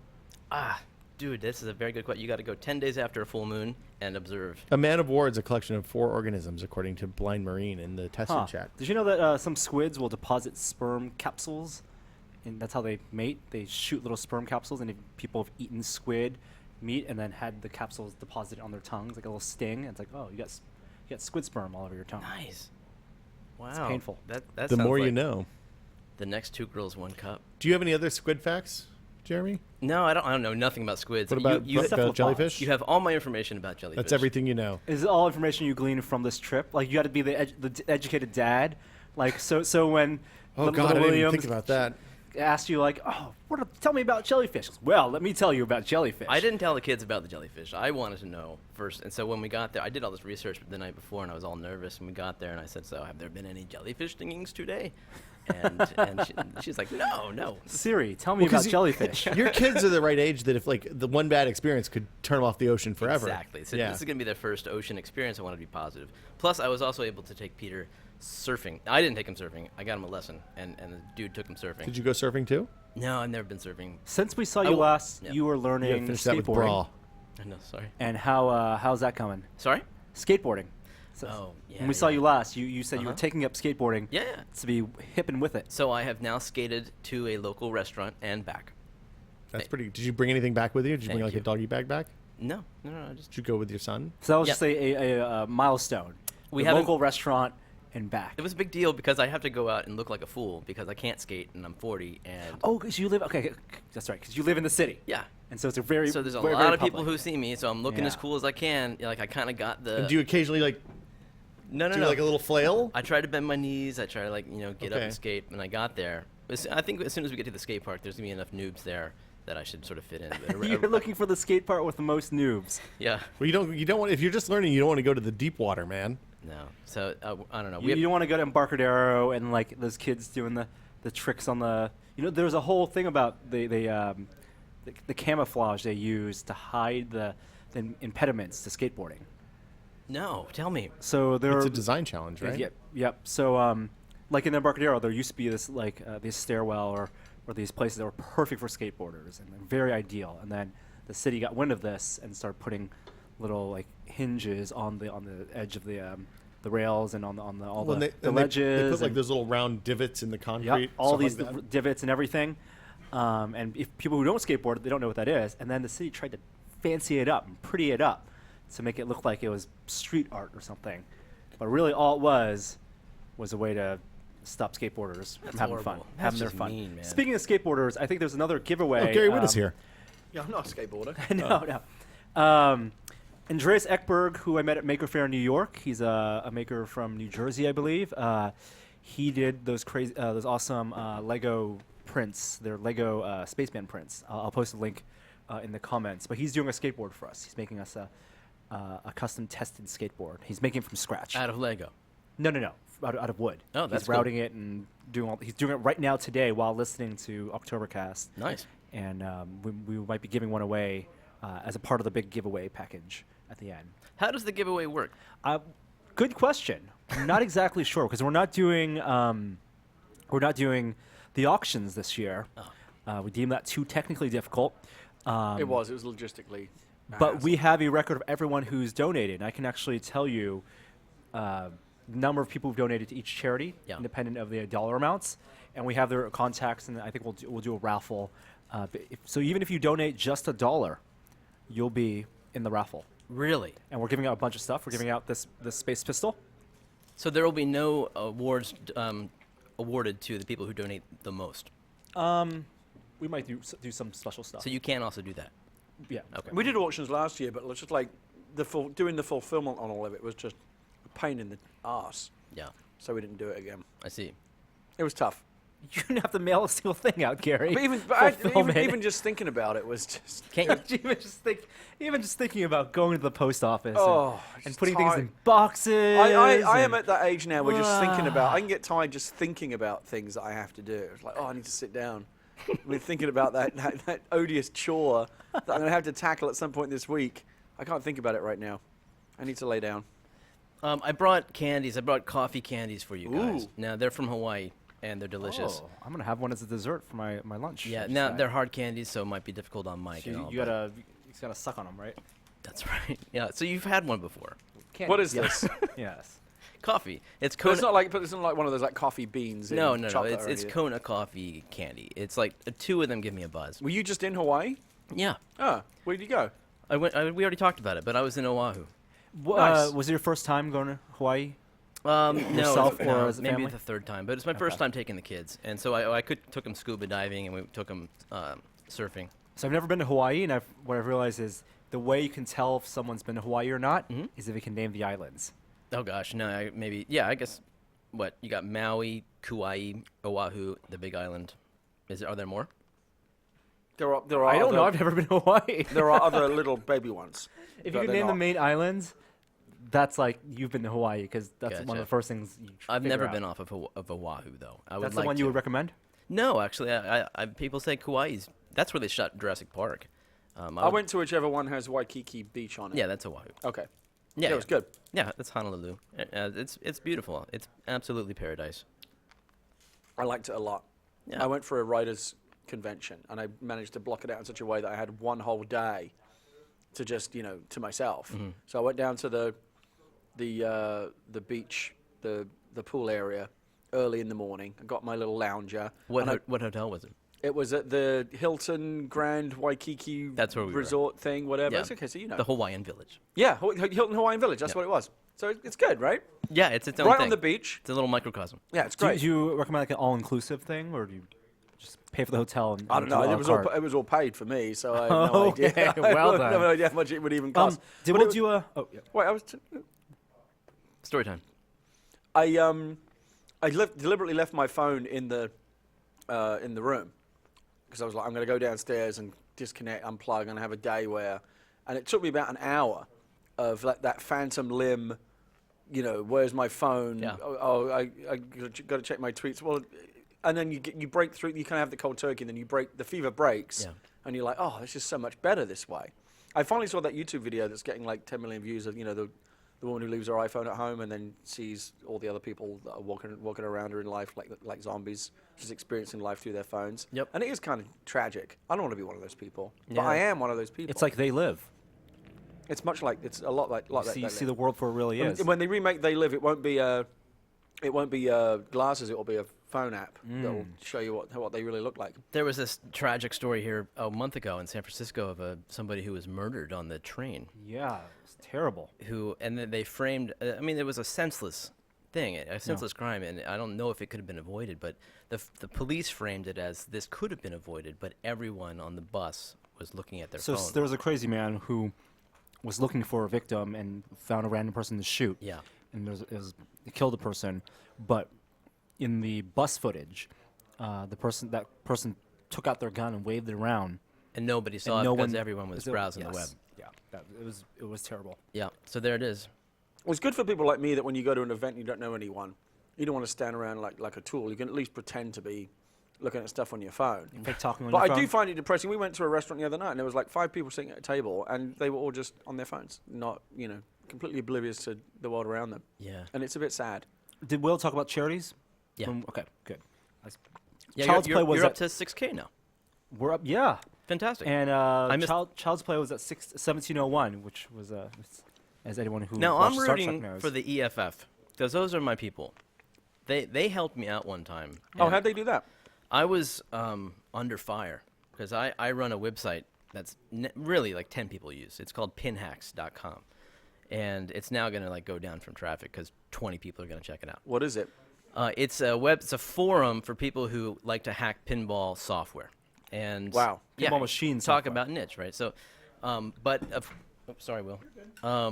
But it was up for a couple years. It had a file submitted to it that allowed you to remove some copy protection from a 25-year-old, software, pinball software. And the people who apparently still sell this chip, I didn't even know they still sold it, but they contacted me. They said, you're in a lot of trouble. You got to take it down. And I talked to the EFF, and they were fantastic. I mean, I didn't even want to bother them because they're dealing with serious anti-privacy laws in DC, and like they're doing some really great work. But I didn't know who else to talk to, and I didn't want to just pay for a lawyer, so I contacted them. And sure enough, they wrote back. They said, call us at this time next week, and I will talk to you. It is one person. And then I called them, and she answers the phone. I'm on speakerphone, and she says, hey, this is so-and-so.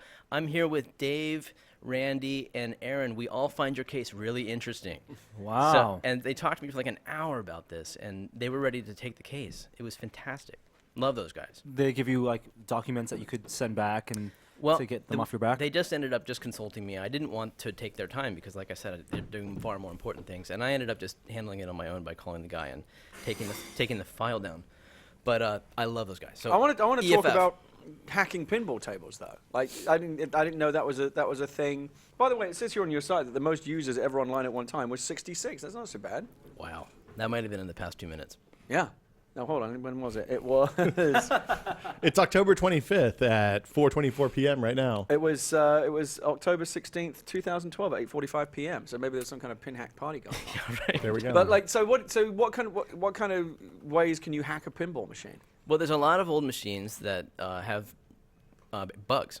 And so people go into the code and they try to fix them, such as like if you drain during a certain mode, your bonus doesn't register, something small like that has just bugged people for a decade. Right. So now people have reverse engineered a lot of the code in pinball ROMs, and they're able to go in there in the hex editor and make Because tweaks. this isn't something that the pinball people are coming around and like fixing the firmware, right? They're just People like, who made these machines don't make pinball machines anymore. They don't even care. They make slot machines. right. So no, this is like everyone for himself. But there is this one chip that was intended to copy protect these machines from being distributed across country borders without permission from the parent company.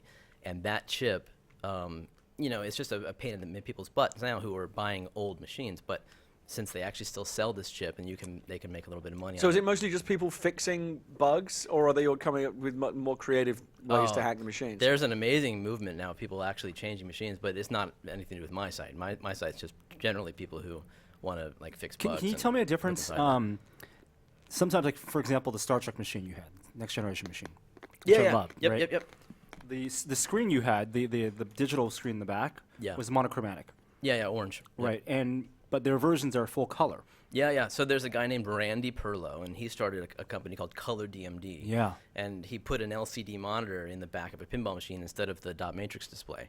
And he basically programmed his own FPGA chip, which is basically like writing a microprocessor, or Field programmable array. Yeah, and he basically intercepts every single frame of animation, replaces it with his own colored version, and displays it on the screen.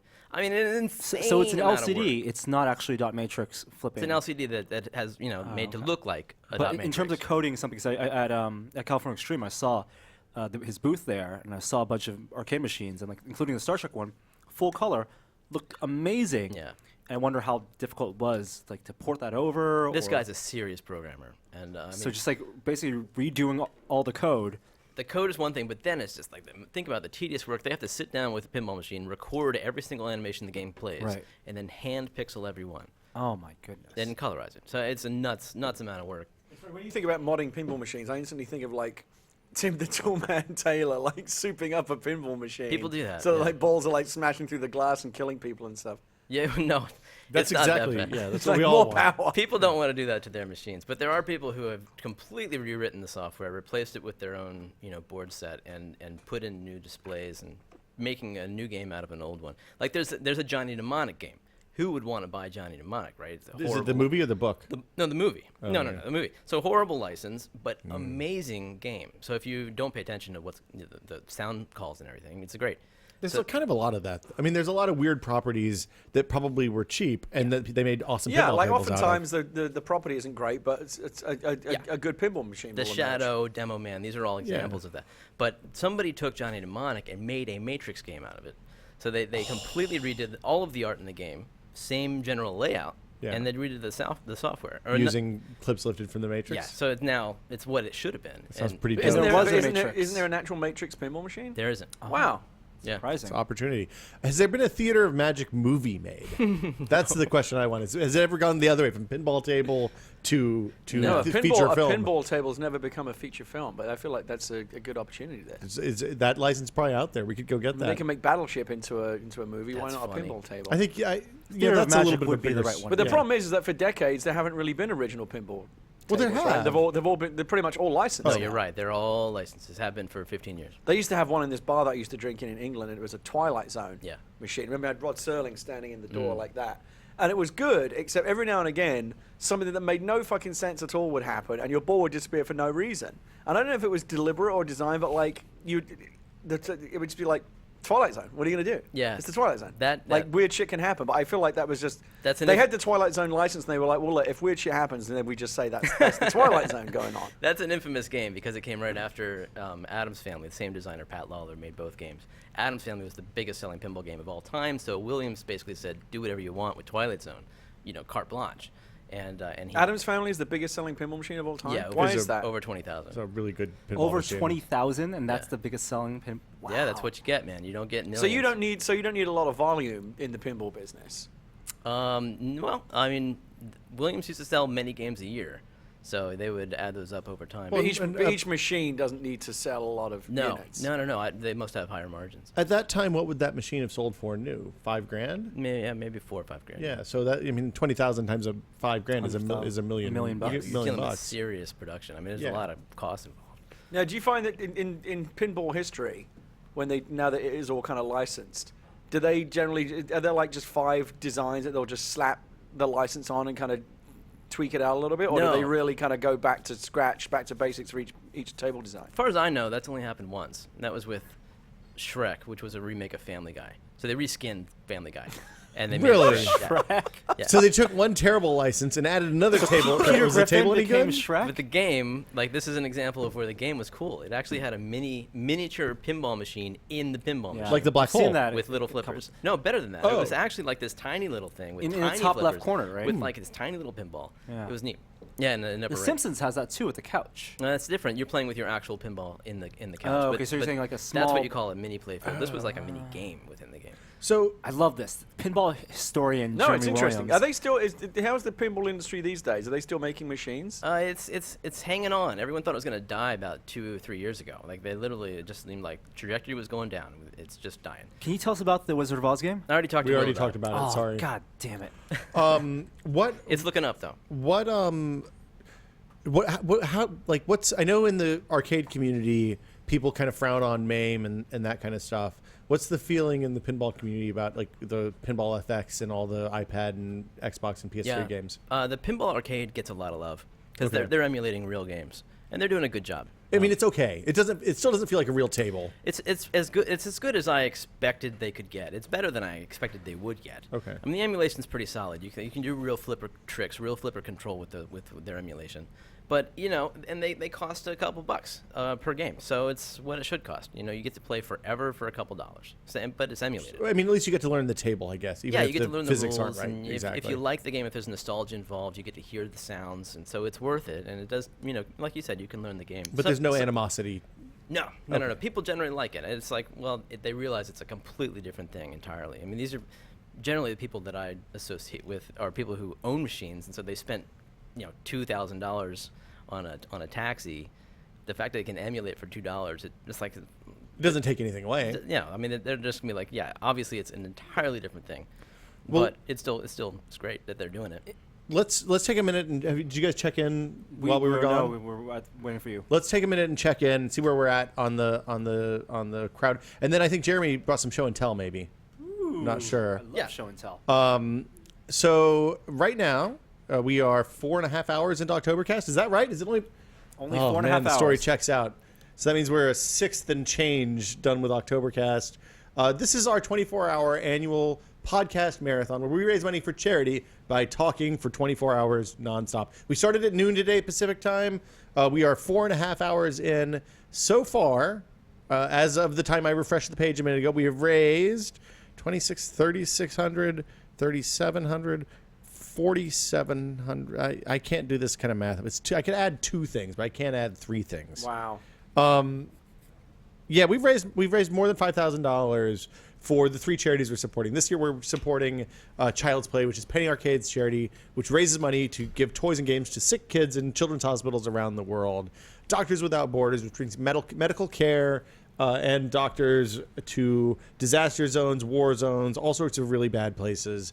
And then finally, the Electronic Frontier Foundation, which fights for freedom for the users on the internet. And protects us from things like the NSA and spying and copyright trolls and patent trolls and all that stuff. So it's three great causes. If you'd like to donate, you can donate to Child's Play by going to tested.com/kids. You can donate to Doctors Without Borders by going to tested.com/doctors. And you can donate to the Electronic Frontier Foundation by going to tested.com/electrons. It's actually close to $6,000. Yes, I thought we were getting close to $6,000. is what I've got. Yeah, right that seems about right to me. So we're 4 hours and a half in. We've raised almost $6,000. We need a awesome, stretch guys. goal. We need a stretch goal. For 10,000. What will happen when we reach $10,000 across all three charities? But Something magic what do should we happen. have to offer? When are we going to do Lego? Legos at 5 a.m. Do you want to show what we're going to do for Lego? No. We're going to wait because we have Okay. a special Lego guest. We have another- in 2 hours. An hour and a half. Okay. We have another we have some more videos that are untitled and unlisted in the YouTube channel. No. Okay, Not as okay. good. I don't think we can. I don't top think the they're as good at surface- smashing the surface surface. breaking. Yeah. Well, could think possibly be as about good as stretch that? goals. Your homework, Norm. We'll take suggestions. Just to think also. about stretch. Yeah. If you'd like to participate with us, you can go to tested.com/chat. We have a live chat there. Norm, Gary, and I are all monitoring the chat sporadically. We also have, you can comment on the YouTube channel. I don't know that URL off the top of my head. It's long and has lots of numbers and letters and stuff in it. We're on Justin TV, or Twitch TV rather, twitchtv.com. Twitch.tv/notthatwillsmith. I think the Mixlr stream is back up, but we sound kind of distorted and maybe a little bit lower than we normally would. That's at mixlr.com/notthatwillsmith. If I had to guess, we're sending them 44 kilohertz audio and they're expecting 42 kilohertz audio. I don't know what we can do about that right now. I think we're beyond fixing Mixlr, but you can listen to slow, deep voice. It's like a Mixlr slow if you jam want. version Yeah. of it. Like Slow- a late night romance, kind of turn down the Slow lights. Jam, the Octobercast. Hey, baby. Hey guys, welcome to How Octobercast. about the Oculus Rift? It's not that slow. No? A little bit faster. That would be good, though. Yeah, that would be pretty cool. So that's it. That's the ways. Those are the ways that you can participate with Octobercast 2013. Jeremy Williams is here right now. Coming up next, we have Loyd Case at 5 p.m. Pacific time, and Lego builder Carl Merriam is going to come in and show some of his creations at the 7 o'clock hour. 6 o'clock hour. 6 o'clock hour, and then at 7 o'clock we got Brad Muir. All right, Why that's did all. your I'm not giving flash any just more. go off? Who's Flash? I have that turned on in accessibility whenever I get an alert. Catches my attention. Oh, I didn't know you could do that. It's nice. Apple buries a lot of good stuff in the accessibility section. It's like that green dot I have on my phone. It is. Yeah. Except for it's a lot brighter. Have you ever noticed that, like, iPhone people just have a nice conversation. The Android guys always got a button and go, well, I can do that too. I can do it better. My light's green. Yeah, it couldn't be jealousy. It's fucking superiority complex. That's cool, though. So from like the that. from the chat, WizPig64 says, "Hey, Will, I sold my Dota 2 compendium on the Steam market. I gave all the profits to Child's Play. I don't know what a Dota compendium is, and Brad Shoemaker, our Dota 2 expert, is gone. So we might have to ask. I think Brad Muir is a Dota player too, so maybe we'll ask him what that means. But it sounds cool.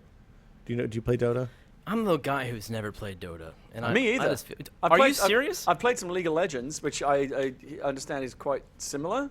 Well, tread carefully. Have you played Dota? Trust me, that's why I sound careful right now. Similar genres, let's say. I haven't played. Dota. We played Demigod for a little while. Which That was is a long which time is ago. the bigger one, Dota or League of Legends? I think League of Legends is League huge. of Legends. League of Legends is massive. There used to be a Heroes of New Earth and League of Legends when they first both started, as Yeah. like which one would people jump onto, and then League of Legends just took off. I know Valve is very proud of their bandwidth that they consume when they release a Dota patch. I Do mean, they it's- send out press releases and stuff? No, but Gabe mentioned at one of his conferences recently that it basically, takes up a tenth of the internet. An enormous amount of bandwidth to. No to- way. Well, no, I think that's- League that- of I'm making Legends that up, throws but around it's a lot. some crazy numbers as well. Like when they're at their peak, it's like web traffic, it's Google, Facebook, and then League of Legends. When they're at their really- peak, porn sites go down. Wow, that's crazy. WizPig says that it's on the marketplace right now, so it's $30. If you want a Dota 2 compendium, go there, search for WizPig's I'm away- compendium, I did that- and you can bid it up. And Dota- he's going to give the proceeds awesome. to Dota. That's a whole world that I just don't need to. I mean, to Get into. one of our charities, not to Dota. The proceeds come from Dota and go to us. You brought something to show and tell. Yeah, you ready? Yeah, let's do it. So- Ready. So you showed us a prototype of this ages ago, and it lit the world on fire, or at least us on fire. So we have a segment if you for brighten people that who have not watched Tested in the past year, who are big like whiskey fans and here are coming back. We have a segment we run on the site called Show and Tell, in which we invite friends and That's not my and TIE we fighter. get- Right no. here, Jeremy. And we get cool products to show, things that we recommend and cool things. And we had Jeremy come on a couple months ago to show a project he's been working on, which called his was it Lightbox, the grid? I called it the Pixel Box. You Pixelbox. called it the grid. I like calling it the grid. So you guys had the most awesome audience. I just made that thing for myself, and so I came on and showed it to That you. looks like it's from Galaxians or something. It's Galaga. Galaga, dude. Is it from Galaga? Well, Yeah. it's same difference. We can I'm we can having chance trouble keeping brightening it it level. one So- more level. Jeremy, Oh, look at that. since you came on the show that and they got the great reception, people requested, can you make something that people could buy? Yep. And you've been kind of hard at work developing something that maybe is easier to make, more cost effective, but also coding some software So, yeah, to make it even more accessible. We should talk about what it is, because I think it's first off, it's a 16 by 16 grid of pixels, right? You guys are doing great. Keep going. We've been here. That's 256 pixels, Will. Every time I see you, I ask, "Hey, can I buy this yet?" Just to be clear, it's a little blown out here because obviously we're on studio lights and we can't turn the lights down. But when you're in a normally lit room that normal human beings live in, it's very bright. It jumps out. Oh, Joey's going to turn off the lights. Oh God. Or if you're in a dark room, When he- It does look even stunning. better under dark Yeah, lights. when he turns all the lights back on, probably the power is going to go out and the stream will die. So when the one that you brought by, you had all sorts of crazy stuff hooked up to it. It was nuts. It was running Raspberry Oh, Pi. now it looks Yeah, sweet. that's perfect, Joey. We're great. It was running Raspberry Pi. You had to connect to it over Wi-Fi. You had to be on the same SSID. You had to send SSH commands in order to run Linux commands to get the. It was the crazy images in. bananas. It was stupid. Yeah. But it worked for me, and that's all I wanted to do. And This one runs Arduino, and everything is controlled by these local buttons on top. there's 3 buttons on top. I'm not going to try to show you them. But what you can do is what it is there's a grid of RGB LEDs, under 256 of them, Yeah. underneath a couple pieces of vellum or some sort of diffusing material, Exactly. with a grid of separators between them, Yeah. that keeps the light from each pixel integrated in that pixel. So the upshot is that you get really good, big representation of pixel art. And it's animated. Well, this one isn't animated. How many frames of animation can you do? Unlimited. Okay. Well, you can have Limited. 65,000 frames. Obviously, it's but you can do more than that. And so you've designed it so the buttons actually switch between the animations. That's next. Yeah, so the buttons will take you to the menus. Oh yeah, there you go. There's a guy from Gauntlet. Oh, my and goodness. everything's stored on an SD card. It's even cooler because it's reflecting off the TV. Oh, there's a ghost chasing him. That's Oh, awesome. is that what's happening? Is reflecting off the TV? Yeah. So, like when you brought it in, you had Galaga sprites, Pac-Man, Ms. Pac-Man, Mario. 8-bit sprites work really well because it seems like they're about the right size, right? Anything, yeah. And since then, I've added. You can do long sprites, so you have to scroll across them. So that works for like the Defender ship, which was actually bigger than 16 by 16, or like the Scramble spaceship. So you can, or anything. I mean, you can take like a 640 by 640 image and move around within it. But you have to figure out what works and what doesn't. The story behind this is so Thankfully, a lot of the old like arcade stuff works great, and that's what I made it for. I made it so you could basically see old 8-bit Now, sprites. did you go dig up the Mini old Mario. sprite, the pixel art reference to recreate these? Well, I basically played the games in MAME and hit I think it's F12, which takes native res screenshots. Right. And then you just crop them out. Right. And you can Google the game that you want with the words sprite sheet, and that will get you a lot of what you Wow. want. That was that that a from joust? Joust? Yeah. Yeah. Oh. So yeah, and so that they can move across the screen, all kinds of stuff. It's Now, what are you doing? Are you going to kickstart this? Are you going to try and make this a commercial God, lemmings! project in some way? yeah, that's the plan. Mario! Obviously, Don't- I can't include the video game art because I don't want to do that with the is- licensing. yeah. That would inflate the cost beyond Right. anything. And the cost for the one that I showed you guys. But once people have it, they could put anything do what they I want did. on it. Yeah, yeah. Right. It's basically they're BMP files. You just put them on in a folder, and the order of them is basically the order that they'll be played. So that was, let's see, you brought the first version in probably 6 months ago Yeah. now? Mm-hmm. Since then, you've learned how to code Arduino stuff. Yes. You were adamant when you were in the first time on the podcast that you could not code, write that kind of code. I am a case study, and anybody can do this. Yeah, and you have built a whole program that makes it much easier to ingest BMPs, put them on an SD card, you Yep. put them in a file format, and then the animations just play. So you get exactly what you want. This is the question mark block from Mario. They're You can even stack them next to each other. What? A couple of these. Yeah, some people said that in your comments when I showed it to you guys, that they wanted to put Pac-Man and two ghosts behind him. And just so you know, the colors are a little bit blown out because of the way we're white balanced here. You're using RGB LEDs that are tuned cooler than our studio lights, I think. Yeah. So our white balance is off. The color looks great on the device. It's 24-bit color, so it's basically any color you could possibly imagine can be displayed by this thing. You built the very first one because you saw something. It was a representation of like a digital tchotchke. Right. Yeah, in the Midway arcade, you can turn in your credits that you earn by playing the games to buy these, basically sprite artworks for your wall. In And I your thought that was pretty video cool. game wall in the game. Yeah. So I thought it was cool. So I wanted to make my own A video real-life game. one. So you figured a grid, you could make anything that you wanted. But here's what the cool thing. So I can't include it once I get to the stage where I'm kickstarting this. I can't include this artwork for obvious reasons. So I contacted eBoy. And if you don't know them, Google them. You'll say, oh yes, those guys. They have agreed to do a set of images that will be included on this at launch, along with all of the menu art and the logo. So I'm super thrilled. I'm a big fan of eBoy. You know, Pixel art guys. Those guys do great. Like they were the first people I ever saw that did amazing pixel art, I think. Yeah. So They're fantastic. and it's And 3D pixel art. They just get this stuff. This stuff probably won't be heavily 3D because this really lends itself to more 2D stuff. But I mean, I have. And it would be it's pretty easy once you've got it to put your own art into there. My 6-year-old does it. Yeah. it's so easy, even a 6-year-old can do it. We're getting dangerously near infomercial territory here. But right now you're running off of what looks like a USB battery pack or something like that? Yeah, it runs off 5 volts, so I'm running off a USB battery pack, but it will come with an AC adapter. Okay. You can't get too bright with one of these little battery packs. And you could conceivably get, you can get a 5-volt battery pack at Amazon that'll plug into this Arduino board on the back if you want to run it without. Yeah, I mean, we're getting kind of into dangerous territory there because if you turn the brightness up, it will sap amps, like up to over 2. And so it's 4 times the PC spec. PCs are only required to put out 500 milliamps, so it will take more than that if it tries to. It's up to your computer to limit that, and some don't. So you might blow something up. Sounds great. Yeah. So, there's certain limitations. Probably officially you should only use the included AC adapter. Your mileage may vary.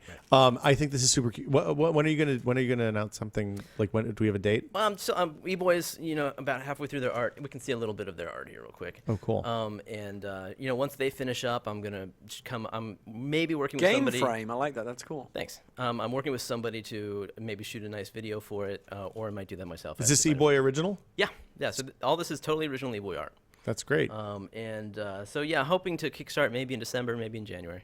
I got to say, as much as it looks good on what people are seeing at home, it looks better in the flesh. It's really the hard. lights are really vibrant. It's hard to photograph. Yeah, like getting the white balance right on this kind of is stuff. So I can't see it because I'm on the wrong side, but yeah, it's cyan and magenta here, not Flip the to kind the of next washed out blue and There it goes. there it goes. Oh, cats! Oh, look, little Or kitties. The internet foxes. is full of Or kits. foxes, yeah.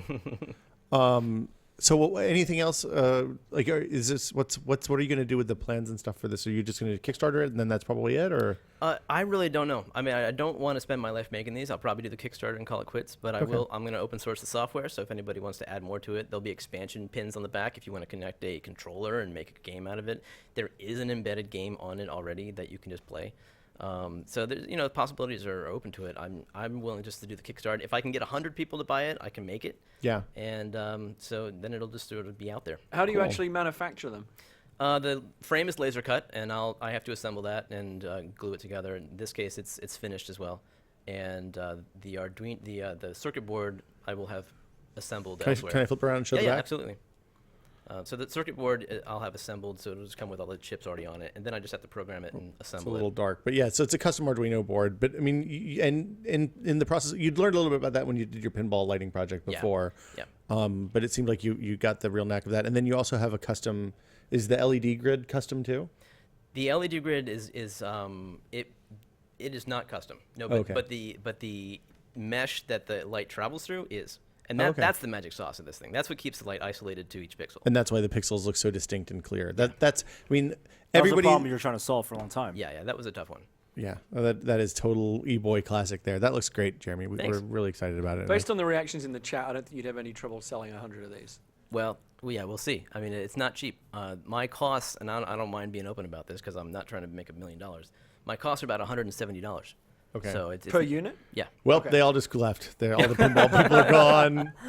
So hopefully, people will be willing to spend that plus a little bit of, coffee money for me and sell 100 of them.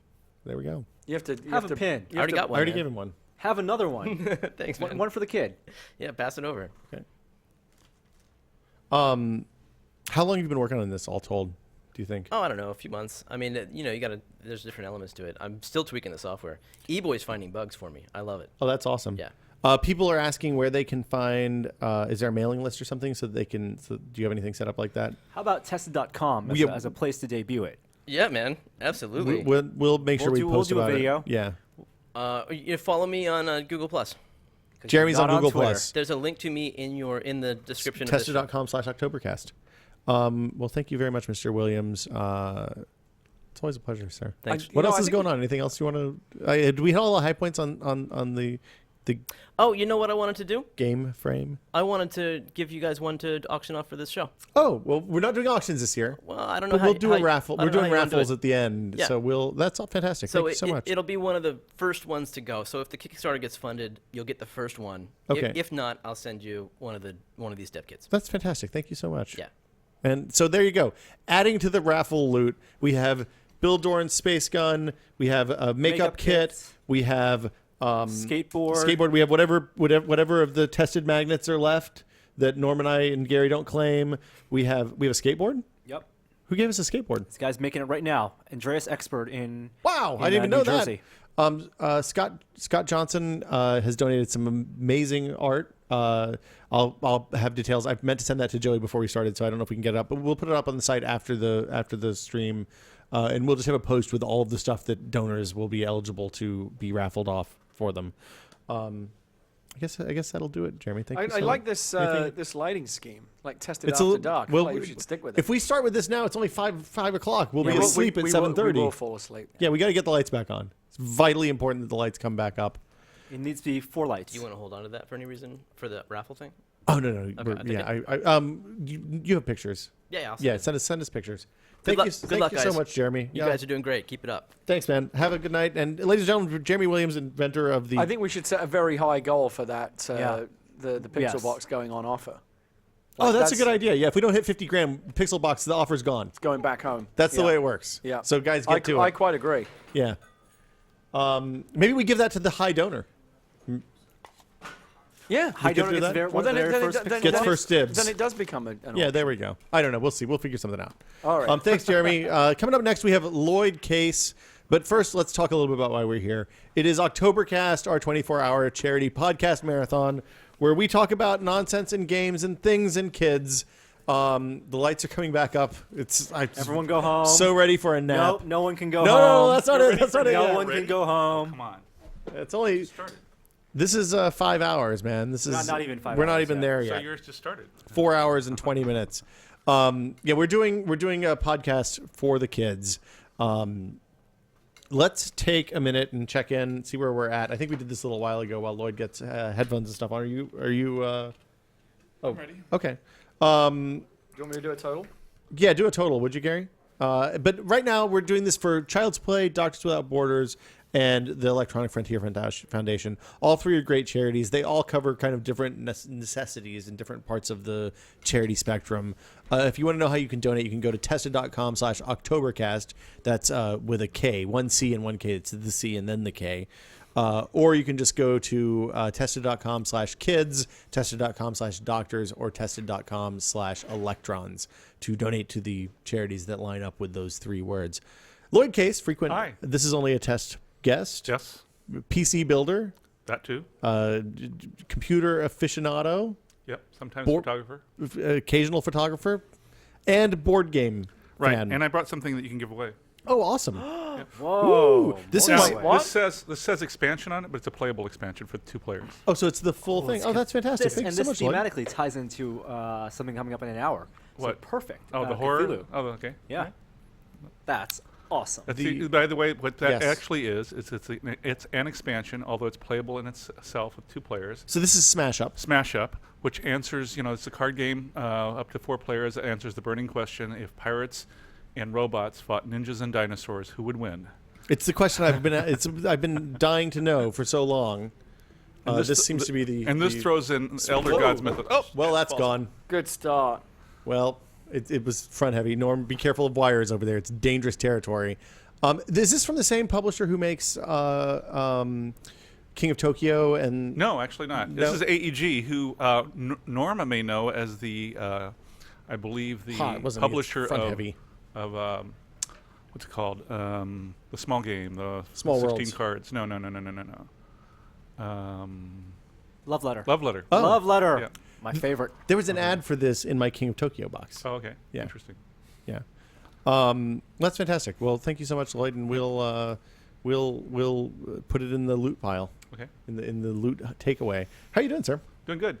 But you guys are getting. I know you're working on a secret project that you're not talking about yet, really. Right. So we won't talk about why you're busy, but No, you're we're debugging. okay. We're debugging. I can say that we're debugging Okay, you're debugging. endlessly. Good to know. Have you been playing any games lately? Not a whole lot lately, just because, not since the last time I talked to you anyway. I did get in, however, the Firefly board game. Really? It arrived on my doorstep. Is it what kind of board game is it? Is it in the vein of the Battlestar Galactica No, board game and those no, kinds of no. things? It's in the vein of Merchant of Venus. It's sort of a pick up and deliver game, which sounds very dry, except they really layer the theme onto this game. You know, you have places you can go, characters you talk to from, you know, the TV series who are kind of nice to evil that you have to do business with, you know, and you can choose missions which are legal and you make some money, or you can choose missions which are not legal, but you have to do what's called misbehaving, which can result in bad things. Are you playing Mal and the characters from the show, or are you just like another guy in the universe? What happens is so there's I think up to 4 or 5, I can't remember the number of players now. Anyway, 4 Firefly class ships, one of which is Serenity. And then you have others that were named briefly during the series. Like things that came up as asides. Yeah. Yeah. What era is it? It's right in the middle of the series. Oh, okay. Yeah. How The much TV of an the TV era series. is there? There's only Oh, 13 you episodes. could play the 14. You could 14, play sorry. before the show. So is there It- instantly some Rebellion? kind of scrum It takes over place who gets before to, the movie. What's that? Is there some kind of instant scrum at the start of the game over who gets to play Something like Serenity? that, yes. You have to determine who gets first choice. But the characters themselves, and you pick the captain. Of course, Mal was one of the choices for captain, right? But the other characters you find along the way. So, you know, they can be on other ships, not just, you know, the Serenity. So Hold on. So you don't necessarily. I don't. The characters like so Jane- you don't play the character. The characters are just your pawns. Right, exactly. Okay, that makes sense. You're This moving would- the ship around. This wouldn't be a board game if you understood it right away. Yeah. Like even the basic explanation takes a while. And there's some cool miniatures of the Fireflies, which, you know, are paintable if you want to do that kind of thing. And there's a miniature of the Alliance cruiser, which is it's a really insane-looking thing with all these skyscraper towers on it. I don't know if you've ever seen it from the show. That's the one that they had to turn everything off and get real quiet when it was like a submarine movie. Yeah, yep. Okay. And then there's the Reaver cutter also, and so part of the game you're spending time not encountering those guys if you can avoid it. Does it do a good job of capturing the voice of the TV show? Yeah, thematically it's pretty good. I think actually as a game, if you took away all the theme, it's not a really exciting game. But but playing with the characters and stuff just adds layers. It's like icing on a cake, on a not a very good cake, right? Great icing on an okay cake, and with the right set of players, particularly if they know the universe, it's a blast. I played this at a con, and it's just great. All right, cool. that sounds good to me. I like anything in the Firefly universe. Have you played a game called Ladies and Gentlemen?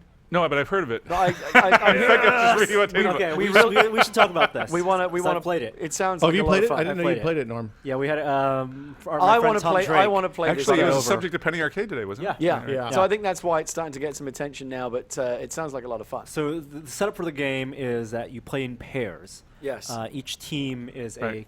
A coupling of lady a and a lady gentleman. Right. gentleman, which when in my board game night there was only one real Actual- lady. And is it set like during like the Victorian It age is, or it something? is. Okay. They're lords and ladies, Right. and the team members. That's how sit they get away across from the from each other. rampant sexism. You It's know, okay. because Those it's, you know, were the it's the times. 19th It's century. okay. Yeah. Absolutely. And there is like on the board, the men are on the side of the stock market, and Right. the women on the side of the shopping Right, of course. area. And in each round, through the phases, in the first phase, the side with all the lords, half of the teams, they all bid on items in the stock market. There's like a whole Okay. it's like that game Pit almost. Okay. That card game.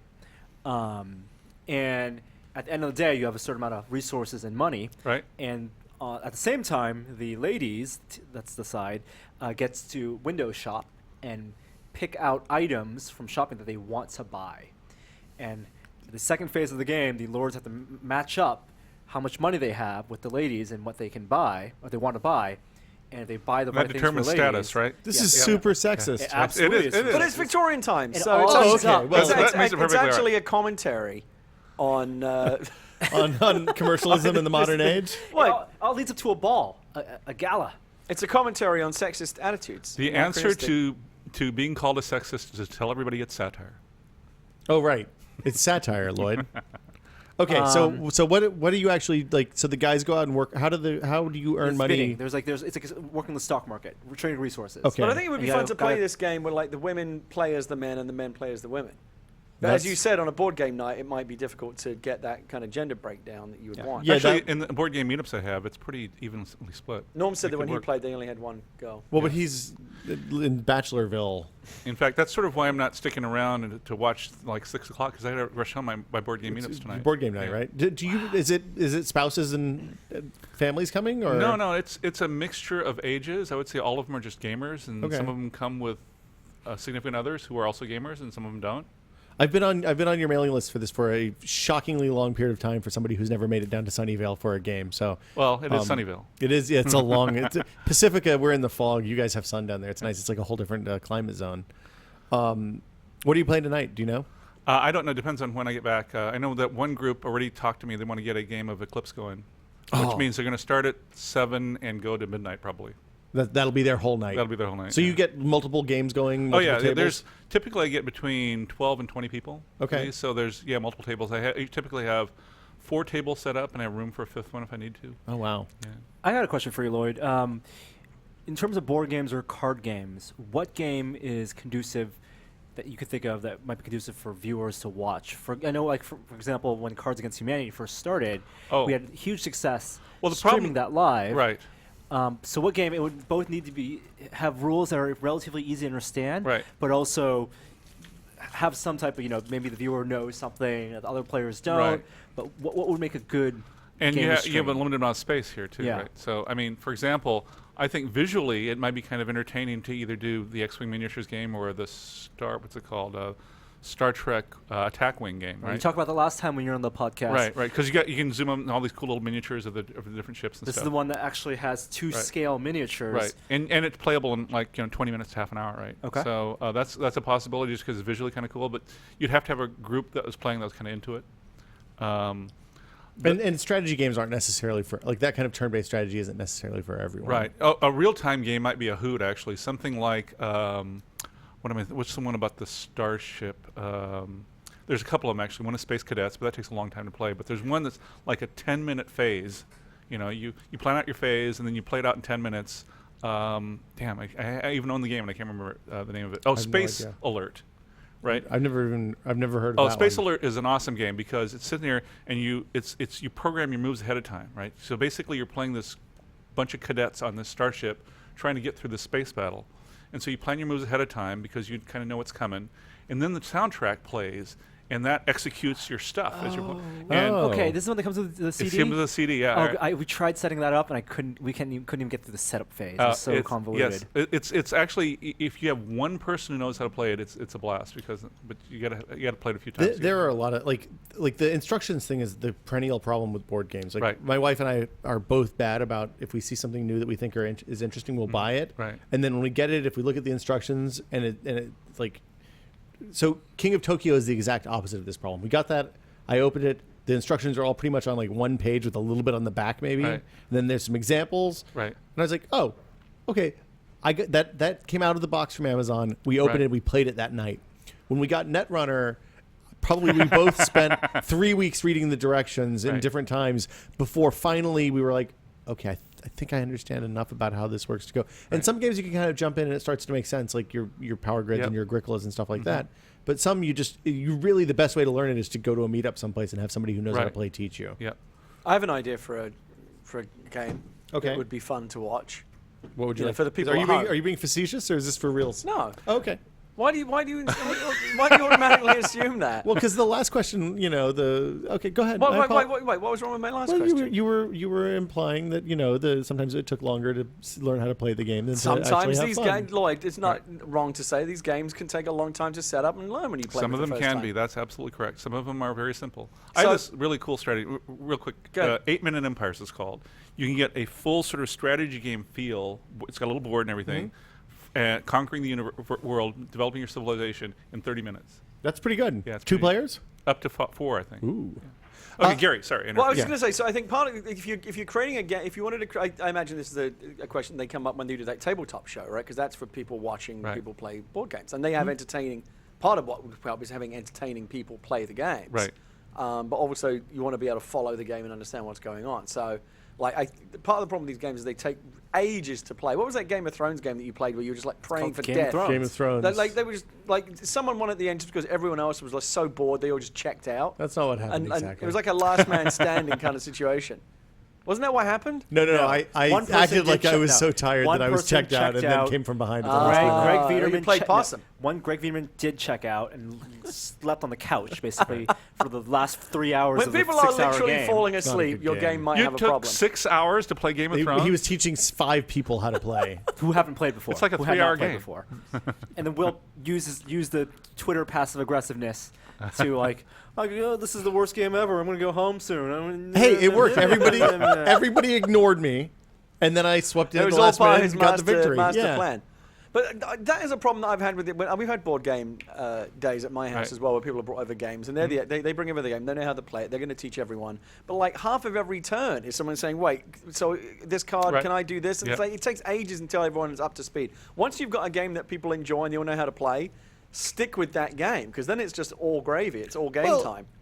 But I don't want. There's all kinds of cool stuff coming out. I It's think, like what, computer I games, think right? what happens though, once you get to someone like Lloyd's degree of expertise with these, that you basically understand, like all of these games conform to like just a common language, right? And the more of them you understand, the easier it is for you to understand the next one that comes along. There are commonalities for sure. Yeah, But I mean, the big thing is knowing who's coming to play. Like, Right. there are some people. Like, if you come over, I'm never going to bust out Netrunner.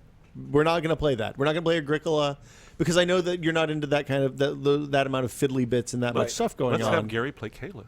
I don't even know what that Oh, is. okay, So never that's mind. probably too much for me. So listen, I'm See, going to pitch you my game idea. okay. All right, so I think two of the problems that these games have, both for the players and for any audience that might be watching, is that they're too complicated. It's good when you come in and try to fix a category. And part of it is you have to figure out the rules, right? I followed this Kickstarter that the guys that did the Shadowrun game. What's the Shadowrun game. the Shadowrun Returns game? Oh, right. Yeah. They're doing this one where they combine a tablet or your phone with a board game, and all the rules. God, I wish I remember. Now I'm drawing. So it's like you have a board game that plays itself, but there's a physical component. And there's a physical device. It's like a little stylus that you can actually use to tap on the touch device. I don't remember what it's called, but it sounds fun. Yeah, Sounds interesting. Gollum Arcana. Okay. So one of Jordan Weisman's creations, right? And so it's a strategy game with miniatures on tabletop, but your phone or your tablet keeps track of all the rules stuff. So you don't have to learn, even though it's a fairly deep game, you don't have to learn every single nuance of the rules because the tablet keeps you from doing stuff you can't do. Well, that's the thing. That's one of the things I've found that I really like is like when you play like if there's something that's maybe too complex, if you play it on on a tablet or PC or something, it'll walk you through the fiddly bits. If it's a good port, Right. And then you kind of pick that up. So what's your game? All right, Gary? so here's my. I mean, it's good. that you keep- You're refining while we're it's good talking. that you keep interrupting because I keep getting to finesse the Okay. game design. I'm bug testing it, kind of beta testing it in my head right now. Okay. So I think it's pretty foolproof though, because Okay. it's simple, right? The more complex it gets, the more ways that the rules can kind of contradict themselves or be problematic. So this is very simple. Back to basics. So let's say you can have 4 players, but you can actually have, again, this is very scalable. You can have any number of players from Okay. 2 up to say 20. I feel like you're winding me up here, but No, go I'm ahead. not. You can have as many players as you want because the game is simple enough to support that. Okay, so I don't know what it's called yet. I don't have the world. Like Just yeah. it might be set in like a mythological fantasy kingdom. It might be set in outer space. I don't know what the backstory is. We can come up with that subsequently. Okay. I'm just doing mechanics right now. Perfect. So I'm doing the cake, and then the icing comes later. So you Good. use Lloyd's analogy. So all right. So you got your game board, right? Okay. And there's no pieces, there's no squares, or there's just one. So flat. it's an empty canvas. Well, you could put like a nice border around it. Or Okay. something Does to it make like a picture frame or like dirt? Well, it would go with whatever the theme is. It might Okay, be okay, dirt. okay, fair if enough. it was like a Settlers type game or Dominion or whatever, it might be dirt. If it was space, Okay. it would be space dust Okay. or some shit. I Fair- don't fucking know. I just a don't- Nova. Glitter. Yeah. Yeah, Jesus stars. Christ. Field of stars. I'm just asking the Glow in the questions that dark people star. want to It know might the be- answers yeah, to. let's say it's in outer space. Okay. All right. And I'll do. Can we call it Space if Ghost? you want me to do the cake and the icing at the same time, I'll fucking do it. No, Okay, no, so no, that's it's in fine. outer space, and any number of players, and your space fucking miners. I don't know. You're out mining space rocks. Okay. Last thing I want to be. Are you subsistence miners, or are you like wealthy South African Well, industrials with monocles? You can fill out your character sheet any way you want. Do you own the mine, or are you just a guy That's toiling totally in up the to with you. a You can loincloth? bring whatever role-playing element to it Okay. you want. You own the land and you lease it to the mining company. Yeah. You can be Willimus the Third of the galactic sector, and you're the overlord of fucking all the space mines, whatever you want. Or you can be, you know, the little Yeah, so- Firefly ship captain Right. that's just So trying what are to you kind of- doing? Well, Yeah, what- I would get there if he would just let me. I fucking just explain it. am asking the questions people want to know the answers to, Gary. All right. Feel free to keep. Did you have? Are you consulting your notes? No, it's good. It's good that you are, you know, asking, because this you know, you take shots at the design, it would expose Yeah. any vulnerabilities, but you haven't yet. See? No. I have an answer for everything. You haven't talked about the design Well, yet. you won't You've let me just get there. I've You all keep heard is asking me nonsense. what kind of space character you Well, are. these you are can be important anything you questions. want. Your character sheet is a blank piece of paper that you can just write anything on Okay, it. perfect. And that's who you are. great. You can become anyone in this game. That's the beauty of it. That's, There's no that's why we restrictions. play games. It's not like, oh, well, you have, well, okay, so you're all going to play peasants. Well, I don't want to be a peasant. Well, you're a peasant. That's what the game is. Well, So- no. so what's the This mechanic? game lets you be anything you want. So what's the game? I'm getting there. So after you filled out your Ever so slowly. after you filled out your character sheet, you set up your board, and it's just one big space, Uh-huh. right? Yeah. And in fact, because it's set in outer space now, that is logical. Thematically appropriate. The mechanics and the cake and the icing go together. It makes sense. And you've got basically 100 tokens, right? Okay. Which in this case they are space rocks, Okay. that So you have asteroids. asteroids, Okay. space rocks, whatever, and they're mineral-rich space rocks that are represented by these little. And you could paint them if you wanted. You know, you can do whatever you want with them. Okay.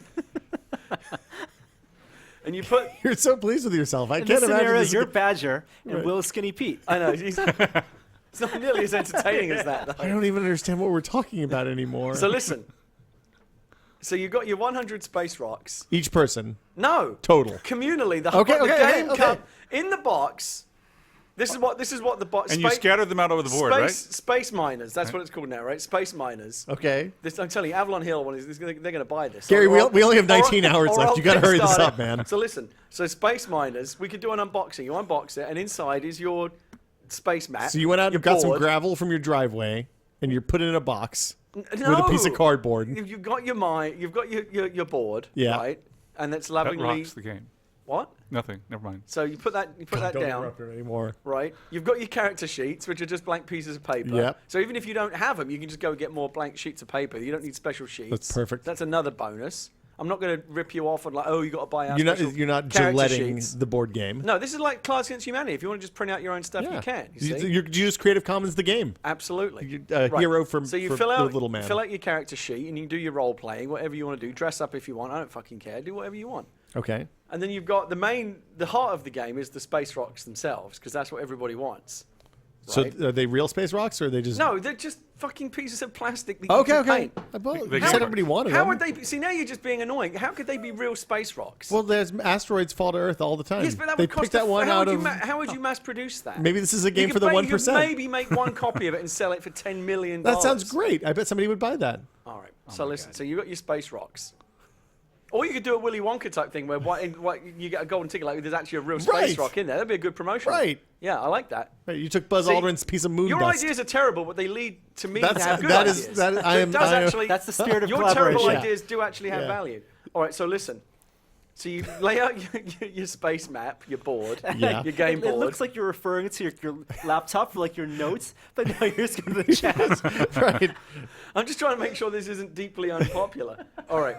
I don't know what it is yet. It's a wonderful mix of insanity. So you and, lay out yeah. your game Yes. board, fill out your character sheets, whoever you want to be, feel like- space emperor, space peasant, whatever. There's no limits, because again, the game design will support any role playing you want to do. And then you get your space rocks, and there's 100 of them. So you want to count them out, make sure they're all there. Put them all in the center of the board, right? And here's the other problem: so these games take too long. So there's each game can only last 30 minutes because you start a clock, and the player, when you start the game, you start the clock, and 30 minutes is over. You stop. Everyone has to stop, and you see who won. So how do you earn space rocks, Gary? Well, obviously, so the object of the game is to be the person at the end with the most space rocks, Yeah. and that's it. So you just described hungry hippos. There are no other rules than that. The hippos are Just- hungry. Just end up with the most space rocks. I'm just going to And turn you your can- microphone off now. You can use any means, any back means on. that you want. Yeah. Trickery. Yeah. Do you start out with like 5 space rocks each, and you can barter them for other space no rocks? one has any space. Are you even listening? No one has any space rocks at the start. There's 100 space rocks that are up for grabs, and at the end of the 30 minutes, whoever has the most space rocks wins. And you can use trickery, subterfuge, Cunning. intimidation. Or you can just grab them all and scoop them towards you. I mean, what it's gonna be violence. I mean, that's basically what it's gonna be. But This is an arena game. This is not a board game. So, So- is this a so- metaphor for humanity? like it will. fish in a barrel? But the thing is, it's a social experiment as well, because you see how people they could make allegiances. on the space rock. You can make allegiances. You can make deals, but it's going to end up in violence. Gary, I think chat's turning again. Well, no, they just got to violence, so I think they're back to you again. And after the 30 minutes, so what part of that? Here's my question. Then, what part of that don't you understand? It's a little mechanically soft, I'm going to say. I mean, I like to see, there's too much randomness in the mechanics of the game. Dice Open-ended. rolls, it seems like a physical dice roll. I do like that it has a hard but there's no cutoff at 30 dice. minutes. Yeah. No, I'm just saying, who can punch the hardest? Seems like it introduces an element of randomness that maybe not necessary. Not just punch, bite, claw, That's true. kick, stab, I- whatever you want. I There's think you literally don't no other understand the rules. market for board games that The well. rule sheet is 2 lines. I'm going to ask Lloyd a question now. This is like the joke about what are the rules to soccer? Yeah. You know. No, I don't know this You joke. heard this joke? No. If it moves, kick it. And if it doesn't move, kick it till it moves. That sounds right. Yeah. Sounds So good. this is as simple as that. And I think, people that are put off by these complicated board games would really respond to So, it. Lloyd, at this point in your... And we could play a demo game of it and film it and put that on our We don't have Kickstarter. 100 rocks right here. Oh, okay. I think we should kickstart this game. I think that's a great idea. Yeah. Absolutely. I guarantee you, 100%. I would make my Hungry target. space miners. I could not agree with it more. Are we going to build some sort of little mechanism that the rocks bounce around and you have to mash a It button? is a little bit like Hungry Hippos, but you don't need the expensive No hippos. parts. In fact, again, you could just go out and you could get 100 rocks or pieces. I bet I could probably put the Oh. same together in the next 15 minutes. Yeah. We have You cardboard don't and even, rocks. You don't even need to buy the Okay. game. Although if you want, you like, use count chocolate pieces. Yeah. Yeah, No, you they'll do go any- bad over time. no, because the thing is, No, I meant for now. they could get smashed. Although that might be even That's more a- that's a that could strategy. be even more social commentary. It's like, because we couldn't agree. Right. No, everything is smashed. If you we can't have destroyed it- all our wonderful If I things. can't By the have way, it, no one can. Smash. Thinking about games that you can play on air. Yeah. Artemis Starship Simulator. You guys still have to do that. yeah, We have never I done that. just thought about that. And now before that's an we're setting iPad, up. you can just have all iPads. You don't have to sit behind these screens. Oh, even better. Yep. This is Why are we not perfect. doing This that is- right now? This could be set up right now. We If could be star yeah, 'cause shipping. we need one more thing to be plugged into the TriCaster right now. It's like Star shipping. spaghetti back there. Lloyd, how many times in all the times you've been playing board games have you found that the board gaming session ends in fisticuffs? I have never had that happen. It's at any of my interesting. board games. Because meetups. I feel like Space Miner might end in fisticuffs. Yes, I don't think I'd want to play a board game where the end result is a high probability of getting punched in the face. Yeah, well, I mean, the rule would be that you avoid the face area, because we all work. Well, you could have you can have different. You know how they play, like, we're going to play according to this specific subset of rules. You could do one that says, like, no eye gouging. Yeah. Nothing to the face. Yeah, American rules. Yeah, certain, like gentlemen's rules. Yeah, it's like Omaha. Or you could Texas play Hold'em. or you could play, Thunderdome. All bets are off. Hold on, we hang from suspension things on top of a big dome, and the rocks are below us. You could sign legal waivers. Oh, that would be absolving- cool. Yeah. That would be cool. Sort of like on Like on Thunderdome. No, well, yeah, on Gladiators. Bungee cords, Yeah, right? but you hang You're from bouncing bungee down cords. trying to grab stuff. You have to grab them, and then you bounce off, push off the other person. You get it. These are all terrible ideas. What else is going on? Let's see. I'm going to start my Kickstarter. You Go, guys- yeah, record that video right there. Yeah, right. Have we talked to you since the Steambox stuff was announced? Yes, I think. I don't think we have. You were on because you're on Talk About Radeon stuff. Right. Oh, that's right. Yep. Have we talked to you since the Radeon 290X stuff was announced? Yes. Yes. No. Since the no, 290X? not No. not since the reviews of it, which Tech we only had yesterday, news. right? Yes, that was Yeah, just yeah. yesterday. It was a trick question. Pretty impressive, although I still don't want one because I think they're going to be too noisy until they have the custom coolers come out. So right now, if you're in the market for a high-end video card, as I am, Now, the impressive part is I don't know how they're making money on this part because it's really big and they're not going to charge a tremendous amount of money. It's basically the same size as a Titan GPU, but they're going to charge $550 for it, which is That roughly seems half the crazy. price of a Titan, maybe 60% of the so price. how is it a big? It's a huge die like the Titan. Yeah. Lots of transistors, lots of shader units and Right, stuff. right. Is it primarily a compute part that they're selling as a GPU, or is it a GPU first? Do you think? Well, I mean, I don't understand the configurations entirely. I think it's a little of both. Okay. You realize, of course, NVIDIA has two different uses for Titan. They have the Titan chip, which is Yeah. a compute chip mainly that they also sell as a GPU with 6 gigs of RAM. And then they have the 780 GTX, GTX 780, excuse me, which is a Titan GPU, but a lot of stuff has been turned off, and it's got faster memory, and it's made for gaming. And then 780 Ti, which they haven't said much about They anyway. haven't said much about that at all. Is that going to be a faster 780? Yeah. Probably. Yeah, probably. But I mean, the everything says that the 290X is faster than everything except a Titan, but it's also only 60% of the price. Yeah, that goes a long way. $550 is like normal GPU price, but then you lose the ability to do stuff like streaming and Steam streaming and stuff like that theoretically, or do they? If they even talk Oh about no, that? Valve has said their long-term goal is not to be GPU specific, so I don't believe Okay. that that's going to be a problem in the long term. Okay, In the long term. In the long but term. it may be a problem. in Their the short their yeah. 300 demo boxes that they're shipping around are going to be all NVIDIA based, but I Okay. think the longer term they specifically said we're not going to be GPU specific. We want this to run on everything. Yeah, even Intel parts for low end, right? So. Okay. If you were buying right now, you'd get the NVIDIA card because of the noise. I tend to prefer quiet Yeah. systems, but the price is pretty attractive for what you get. If you really want that, if you're running a 1440p monitor and you want that performance, and you have a fairly sealed case, and you wait for one of the custom cooler units, 2 fans or whatever come out, it might not be too bad. Or put a water cooler on it when Yeah. it's available. Yeah, right. I also want to remind people that we had you on last for a PC build, Right. Oh, yeah. and we had parts to give away. Yes. A GTX 780 and I believe a Case Corsair and a case power supply, yeah. and Yeah. a power supply. Today is the last day that you can submit for that It raffle. was October 25th, right? That's today. Hey, that is today. Yeah. Oh yeah. So we Still. have about 6 hours before the end of the day. Right. PST. Yeah. Now that you're here, if you haven't watched that video yet, now is probably not a great time to watch it, but you can still submit a comment and give a thumbs up on YouTube. It's the last PC build video we did. I think I've if you got that search- system still running and doing gaming in my lab, and it's like that graphics card is just amazing. It's faster than a standard clock Titan in games. It's not a compute engine, obviously, but it is a really impressive card. I think I had in that case that you used is great. I just built a new PC. I just moved my existing PC into a new case because I wanted something quieter and a little bit smaller, and it was a lovely quiet case. So you got the 350D. I got the D, I think. Yeah. Well, there's a 350D, which is the one I use for that. Oh no, I got the R. Then there's the 550D, which is Okay. their silent case. That's the right? one It's I got. Yeah, that's an awesome case. That's much my yeah, production it's system. it's great. It has. I mean, there's a thick layer of foam Right, on both that's the one. doors. Yep. The top, And it's got that double hinge door, so you can open it either direction. Yeah. Yeah. or just take it off entirely, which is Right. what I did. And it's still not any noisier when you take the door off. Exactly. Yeah. And filters and stuff on the intakes. So yeah, it's leave a comment. How can people find that, Norm? So if you search on Tested for PC build, or even our YouTube channel, just go through go to youtube.com//testedcom, which is our YouTube channel. Subscribe if you haven't subscribed yet. pretty And good just look for our tested last channel. PC build video. It was about a month ago. And just leave a comment, leave a thumbs up, and we're going to pick a winner by the end of today.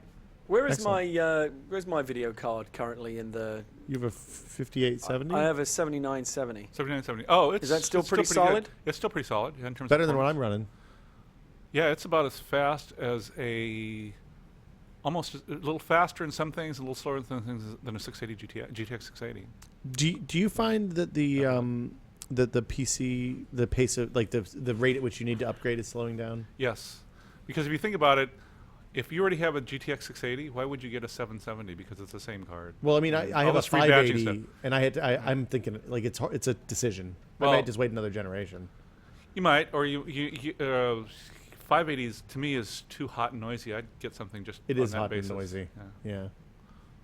Yeah. What else is going on? Bear in mind that even I think a 770, which is under $400, is going to be faster. Faster. Did we talk about G-Sync at all? That was a big story in the past 7 days. Yeah, I'm not wasn't it? entirely convinced. What's G-Sync? G-Sync is NVIDIA's new technology to refresh at the panel rate. That is to say, there's no refresh rate. There's no scanline stuff because, of course, LCDs really don't scanline. It's an artifact of CRTs. Right. Right. But we're still locked into this because there's this artificial refresh rate thing that's always been going on with LCD panels. And NVIDIA's idea is that we're just going to refresh the panel rate and whatever the LCDs themselves and kind of bypass all the scanline stuff entirely. Is this related to the judder stuff that the guys? At, No, this this is different. This is sort of to bypass VSync entirely. Okay. And some monitor it's going to require extra hardware in the displays. NVIDIA, I think, is talking about this adapter you can hook up to a regular monitor. I don't know how that would work. Seems like if it requires hardware in the display, But I think then actually it's going to require new displays. Yeah. So I mean, they got John Carmack to come up and talk for about an hour about how it was worthwhile. And generally, Yeah. I'm You see, I'm pretty dumb, and I understand maybe Right. one word out of 10 30? that come out of Carmack's mouth. Right. Sometimes I like to read John Carmack's tweets because it's interesting to know what English sounds like to a non-English speaker. Right. It's like I get that is English on the face of it, but I don't understand a word you just said. But I know I'm smart enough to know that if he says something is good, it probably is good. Now the thing about it is that if this just technology isn't in every panel, it becomes kind of not very interesting to me because if it just goes into gaming displays, I don't care because gaming displays are almost always crap in terms of visual image quality, and I want a good IPS panel with good color rendition. But and all that kind of stuff. what's a gaming? What do you consider See, a gaming display? A lot of these 120 hertz panels, for example, they can do 3D, right? Stereoscopic 3D. They're gaming panels, but they're often TN panels. Some of them are NVA or PVA that can refresh at that faster rate, but their image quality, they don't put a lot of effort into the overall fidelity of the image that you see, which may be okay for games. When I'm doing digital photography editing, and I want to look at the colors like they're supposed to look. So that's why I have the monitors I have, and I have no game. Well, I have a couple of gaming monitors, but they're on systems that get used by other people for games. how's NVIDIA's health right now as a company? Because They're Tegra a 3 was public kind company, of, and they're still doing okay. Yeah. But I don't know. I haven't looked at their financials, so I don't know what percentage of their company is still dependent on discrete GPU sales and how Tegra is actually doing. I mean, it seems like discrete GPU sales are a pretty big part of their business the last time I Right, looked. right. And I don't know how, it's unclear how the, just to be clear, I think whether, regardless of whether you're an AMD guy or an NVIDIA guy, it's important to have two companies there pushing stuff along because otherwise the pace of innovation kind of slows down, as we've seen in the last year and a half. Exactly. I would think that AMD financially is in worse shape than they are.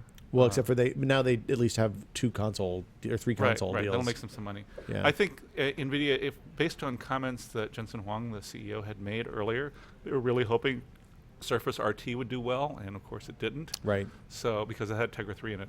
Right. We'll have, of course they got their money, right? Because Right. And Nexus 7, also the first Right. Nexus 7. Right. Yep. Kind of didn't do that well either. I mean, it sold a lot, but wasn't a great piece of hardware. Right. And I've seen some Tegra 4 wins, but not a ton of them. Surface 2. Surface 2. Yeah. Shield. Right here. Yeah, and the Shield. Should we take a moment and talk about Oktoberkast? Yes. So Oktoberkast, if you're just joining us, Oktoberkast is our 24-hour podcast marathon at tested.com. You can see it's on the sign behind me there. We're joined this hour by Loyd Case. That's me. Regular, this is only a test guest, Right. PC builder, board game enthusiast, other things, I guess. Right. Regular photographer. Yes, I have to talk a little bit about that because I'm thinking about changing camera bodies. Oh, boy. I would love to talk to you about that. Okay, well, we'll give it a sec. No. Can we get a count on where we do this to raise money for charity? This year we're raising money for 3 charities: Child's Play, which donates toys to sick kids in children's hospitals around the world; Doctors Without Borders, which sends medical care to bad areas, impoverished, war-torn, natural disaster zones, all sorts of bad places; and Electronic Frontier Foundation, the EFF, which fights for the users. Basically, they aim to keep the internet free and open for all of us, which is much increasingly important. Right, and more difficult by the day, it seemed like, too. It is a never-ending battle against everyone from patent trolls to people who own copyright on Hollywood and movie studios and TV and all that And the stuff. National Security Agency. And the U.S. government, all sorts of places. The FF is super important. So if you want to donate, you can go to tested.com/Octobercast. It's right there. Or if you want to donate to a specific charity, you can go to our crowd tilt pages, which are at tested.com/kids, tested.com/doctors, and tested.com/electrons. Kids is Child's Play, Doctors is Doctors Without Borders, Electrons is the EFF. Norm, where are we at with the total I haven't done the donation? math yet, Oh. but I know we're past $6,000. I'm waiting for someone in chat. $6,310.76. Thank you, 6,000. Stephen Westervelt, for doing the math for me. That's fantastic. And also, well, we started this because it was going to be endurance. I think we were doing our podcast. This is only a test, which we've been doing since 2010. And the podcasts, I don't remember how long the first ones were. The first ones were like 30 minutes, and then 30 we minutes. bombed it out and got to giant bomb lines. And then we went for 2 hours, and then 2.5 hours. Sometimes and then, 4. And then and Gary one day, I think, pitched the idea. What if can we podcast for 24 hours? We didn't know if it was possible. Well, it turns out people have podcasts for much longer than 24 hours. yeah. In terms of like tantric podcasting, but 24 hours I think is a good amount of time. Is that a real term? No, Norm just made it up. Okay. And, I think we could do 48. I'm willing to push through this year right now, just go straight through. That's not possible. It's not a You good don't- idea. not- My not wife this would year. be really, really pissed. The idea of twice a year was better than 48 hours. You think so? straight. Okay. Yeah, 48 hours, someone would die. April Oktobercast. That's not gonna Norm happen just either. confirmed it. Nope. And we got this is our third year doing it. So 3 years. The first year was brutal because we had no idea what to expect and everything. I Everyone didn't- was very The second amped year up. was brutal as well. I didn't think the first year was. Well, I think we don't know how the third year will turn out. I didn't think the first year was that bad. It was The the first year was last okay. 3 hours was No, real you tough. guys, it's like running a marathon, right? Yeah. It's like running a marathon. I wouldn't After know. a couple of weeks, you forget what it was like. You say, oh, I'm going to start playing my next one. Yeah. But the day after, you think, I'm never going to do that again.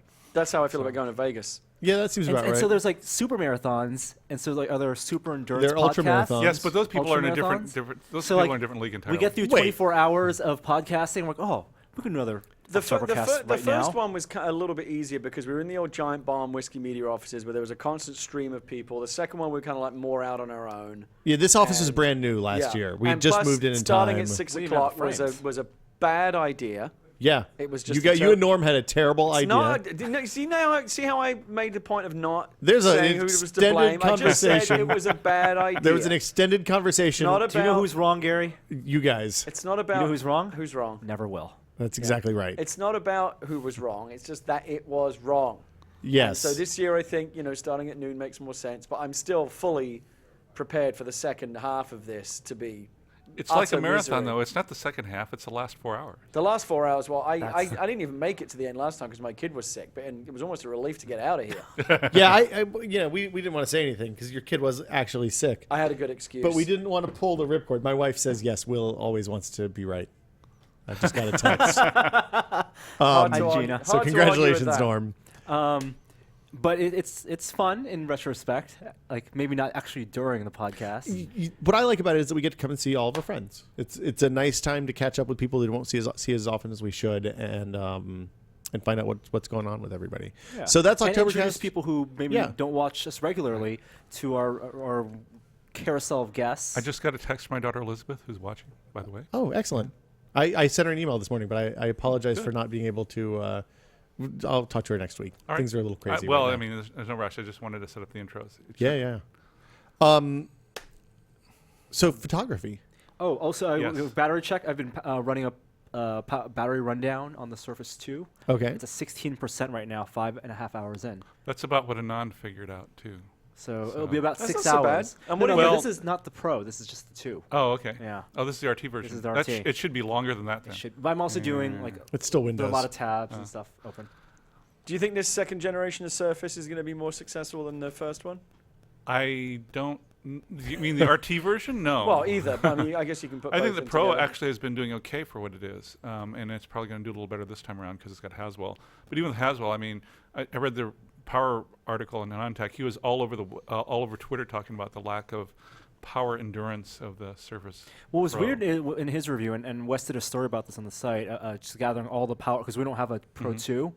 and all the reviews, they've all, even though it's Haswell, it's hovering around that 6-hour mark. Right. Anand's review, he compares it to tablets, Right. and not ultrabooks, and I was curious why they weren't. Well, I mean, the more fair comparison, I think, was, I can't remember if it was him that did it or somebody else who compared it to an 11-inch MacBook. right, Air. which is the right, about the same battery, same size battery, same 42 watt hours. Right, and the MacBook Air Destroyed it. lasted twice as long. Yeah. Twice as long. And that's without Mavericks, which theoretically pushes even further. Right. So I don't know. And Windows 8.1 is supposed to be the Haswell enhanced version of Windows in terms of power management, and still not doing that well.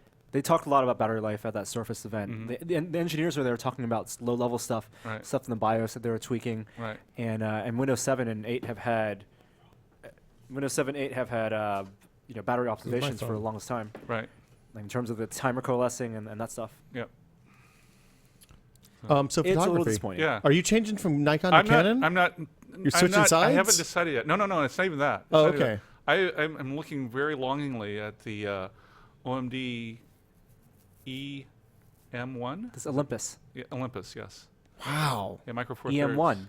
Is that the one that looks like a It's the new one. rangefinder? No. It's the one that looks like an SLR. In fact, it's Oh. even, they had the EM5, which was Okay. their first one that looked like first high end. This one's got all the right stuff. It's got both phase detect and contrast autofocusing. They now have a f2.8. What is it? It's a. I have to do it to full frame equivalent because that's how I remember it. But it's equivalent to 24 to 80 on a full frame f2.8 lens, and they got some great lenses, both them and Panasonic, since they're Micro Four Thirds. They're interchangeable. So it's Micro Four Thirds. Yeah. So Switching to a Micro Four Thirds. thinking about it. I haven't decided yet. Thinking about it. Switching? Yeah. Why not get the small, the super small Micro Four Thirds that Panasonic? The Panasonic. That looks the pretty cool Lumix. too. That looks pretty cool too. That but, one, it's But I wanted something. tiny. What I wanted was something to actually do the stuff my D600 does, but that weighs a lot less, right? I don't want something that's necessarily pocketable. I also want that. That's something aside to that. But I want something that sort of would do similar things to the Are there Nikon. good adapters for all your existing lenses? There are adapters for Canon and Nikon, and yeah, there's all kinds of stuff like that. I'm not sure I care about that. I'd probably sell all that stuff off if I did that. Wow. But haven't decided. Want to play with one for a while first. So that's like as big a jump from switching from Windows to Mac, or Mac to Windows. Right.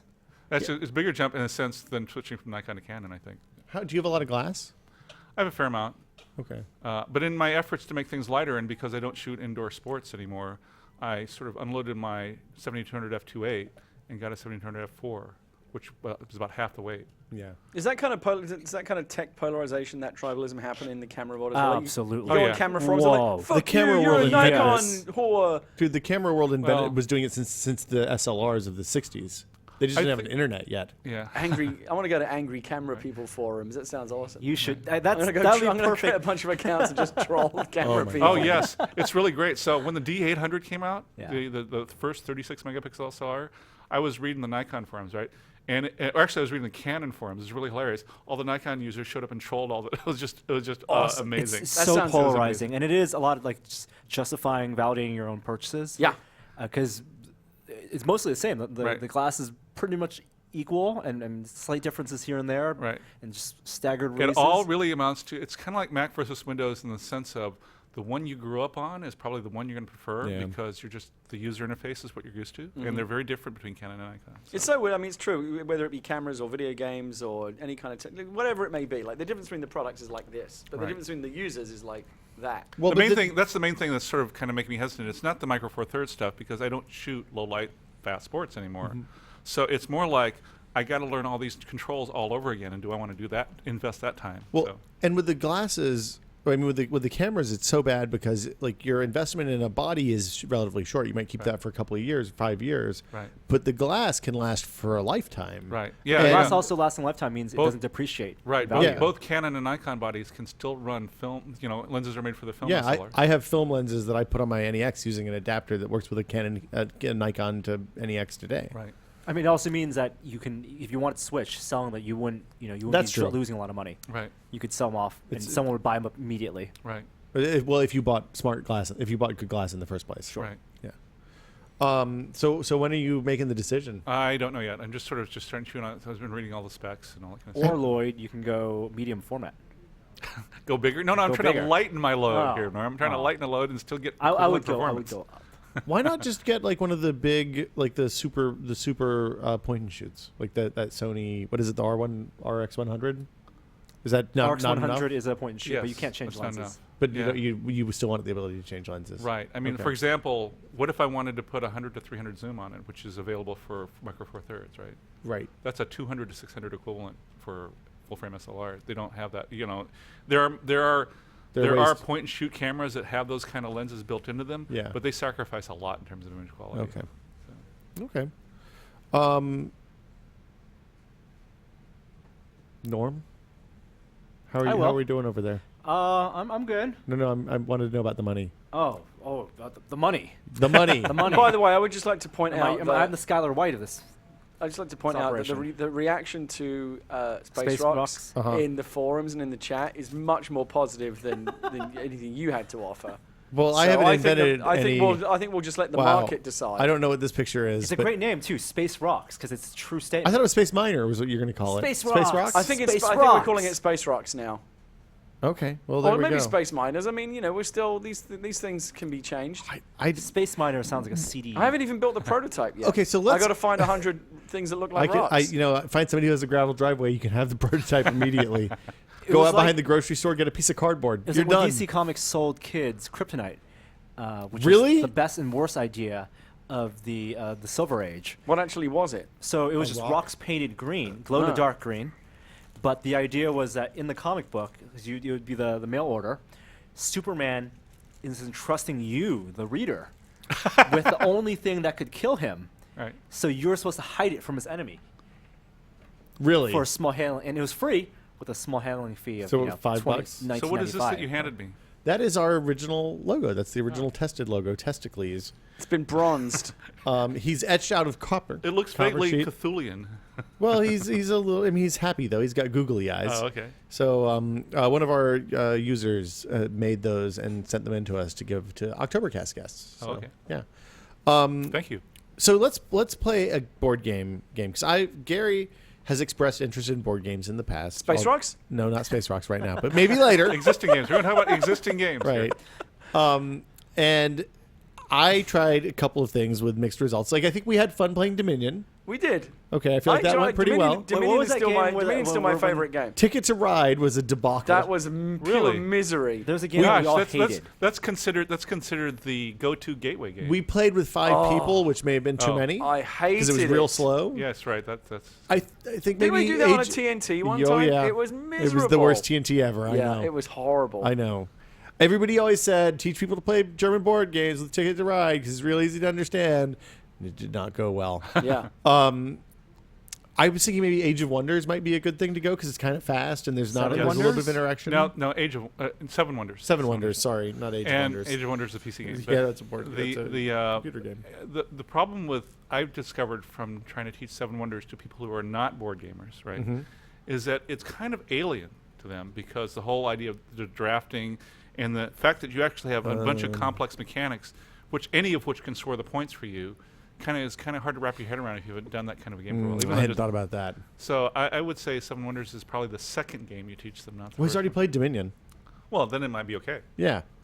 You like Dominion, right? I I mean, do since like Dominion. he's played Dominion, he understands card interaction and Yeah. all that kind of stuff. So yeah, I How think card that'd be a works. good second game.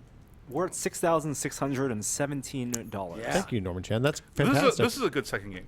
Smash Up. Yeah. So we talked a little bit about it at the beginning, but can you run through the So the basic, way it works. how does the turn so work? you have these sets of cards that represent different factions, and they're fun, geeky factions like pirates and ninjas and robots. Okay. And Cthulhu Mythos characters and dinosaurs and all that kind of stuff, aliens. And then what you do is you get 2 factions and you shuffle them together, right? And that's your deck. There's no deck building. You just get this deck. Okay. And the factions can be chosen or drawn at random or however you want to do that. And then you have these places that are cards that you go to that are represent locations. And they have strength points. And as you play your cards, any group of cards can defeat that area. So you can be working with one of your competitors to defeat this area, and they give a set number of points based on, the first guy gets so many points, the guy with the most points, contributed the most. And does it happen each turn? Yeah, you're playing cards each turn, but these locations get defeated periodically, and it may be, every 3 or 4 turns it happens or whatever. Okay. Is And that a that's garden? Is that a garden gnome on the box there? Yes, it is. So can I play a garden gnome? You The could. Garden Gnome is a character in one of the factions. I forget which one. I think that the key to getting Gary interested is more the role-playing aspect and the potential. Yeah. Well, then you let Gary choose the factions, right? They're all kind of semi-balanced so that they play together well. It's kind of a hoot. So it doesn't matter. Yeah. I felt like what's Love Letter? I felt like that might be a good Love game for Letter's Gary. Yes, wonderful. Love I wanna- Letter is actually a good first game to teach people Yeah. because they Yeah. get that pretty fast. I want to play Ladies and Gentlemen. Ladies and Gentlemen seems like it'd be pretty good. Have you ever played the Great Down Moody? My daughter has that game, but I have never actually played it. So a friend of the site, Dan Emmerich, and his wife Kat Auk have introduced us It's a to fairly Dalmati. mathematical game, if I remember the rules Not correctly. really. It's about bidding and hats, basically. It's a good party game / kind of Oh, maybe I'm intro thinking something to. different because I was thinking of a Richard Garfield game. You know, no, it's not. It's not that. This is an older game that was out of print for a while and then, Okay. then has been reissued a few years ago. And then there's also things like Saboteur, right? Saboteur's great, or Resistance, or Right. Werewolf, or whatever you want to call it. Avalon. That's always a good game because most people I've found sometime in their lifetime, usually in high school, have played a game called Mafia. Yes. Right? And that's all Werewolf really is. And then so you introduce the Werewolf, and now they have these complicated versions of Werewolf roles and hidden stuff. And Max Temkin just did a Werewolf Kickstarter a few months ago. Yeah. That's shipping now, I think. right. So there's and then of course Resistance is a kind of a spin on the Werewolf concept too. So Resistance is great. I take Resistance to bars sometimes if I'm at conferences and stuff with people that I know but not very well, and Right. it's a good thing to do while you drink a beer and right. chat. Yep. Well, Loyd, I thank you so much for coming out. Mm-hmm. Anything you want to plug right now, or your secret still? on Actually, that I want stuff? to talk to Norm sometime about the next system build because I've been thinking about doing an AMD build. We haven't done that Ooh. ever, I don't think. So Yeah. it's kind of fun to do. I want to We build can a. totally do it. I want to build a really Keep small. it low cost too. Yeah. I want to build a small, quiet box that's a Steam streaming box, not to play games natively on, but just to be the catch The- and they the can micro sit in console The in a micro Can you do that for console. under $100 if that's what they're going to sell for? Can we? No. But will they be available for $100 in the indeterminate that's- future? The $100 is the target. That's for the this target, build. but that's probably going to be. I would guess that that's going to be more of a ARM-based kind of thing. And it'll probably be a year from now at least, right? I'll They're all- I'll believe that stuff is stable. You and figure the PC-based ones would be something like an AMD-based sort of equivalent of the Intel NUC, right? That'll be. I mean, I want something that's relatively small that I can put in an entertainment center or something like that, and not and just used as a stream endpoint, so I can get rid of the HDMI cable that I've going Right. through my wall. Right. Well, thanks, Lloyd. We're going to take a couple of questions from the chat. So if you have questions, you can @ them at me. We'll answer them. Maybe Norm or Gary can look at the crowd tilt pages and see what the comments are looking like, and I don't have that page. Those pages read any loaded. comments that we have there. I'll read the You, YouTube. when you put your phone on that spot, it's right on top of all of the cables coming from your side. I'll or put it on. I'll read the YouTube questions. Okay. So I'm watching YouTube right now. Lloyd, please stick around. You still have 15 minutes. Yep. We have questions coming in, I'm sure. And if people do not play board games or card games and want to get into them, Lloyd, you write a semi-regular column Right. about that. And the next one coming up is about how easy board games to get into. Little games, I call Little it. games. Yeah. Right. well, so for like Space Small, Rocks. short games, Yeah, 30 minutes only, right? like Space Love Rocks? Letter or 8-Minute Empires or things like that. I've I never will played do Ancient Empires. I will do as a stretch goal if we reach a certain amount, Yes. or if someone donates over a certain amount, whatever. I will bring Space Rocks, a prototype that I make, to your house and play it with you. Are you gonna? What if they A live? once in a lifetime experience. What if they live in Antarctica? Well, okay, within it has to be A reasonable. 40-minute drive I from don't- San do you Oh, really you're Francisco? going to go to their house? I will Not go to Will's their- house? I will go to No, their we're house. not going to my house. I don't want anyone coming to my house. Right. I'll go to their house. Gary will drive 40 minutes, bring his prototype of Space Rocks, and Yeah. you guys can play. Yeah. So just to be clear, you're volunteering to play a game where there are no rules, and the person who gets the most rocks wins, so they could pummel you. This is worse To than beat the you at Nintendo Space Power Rocks. Or perhaps Schwarzenegger prize. Why do you assume that I would lose? Perhaps I'll pummel them.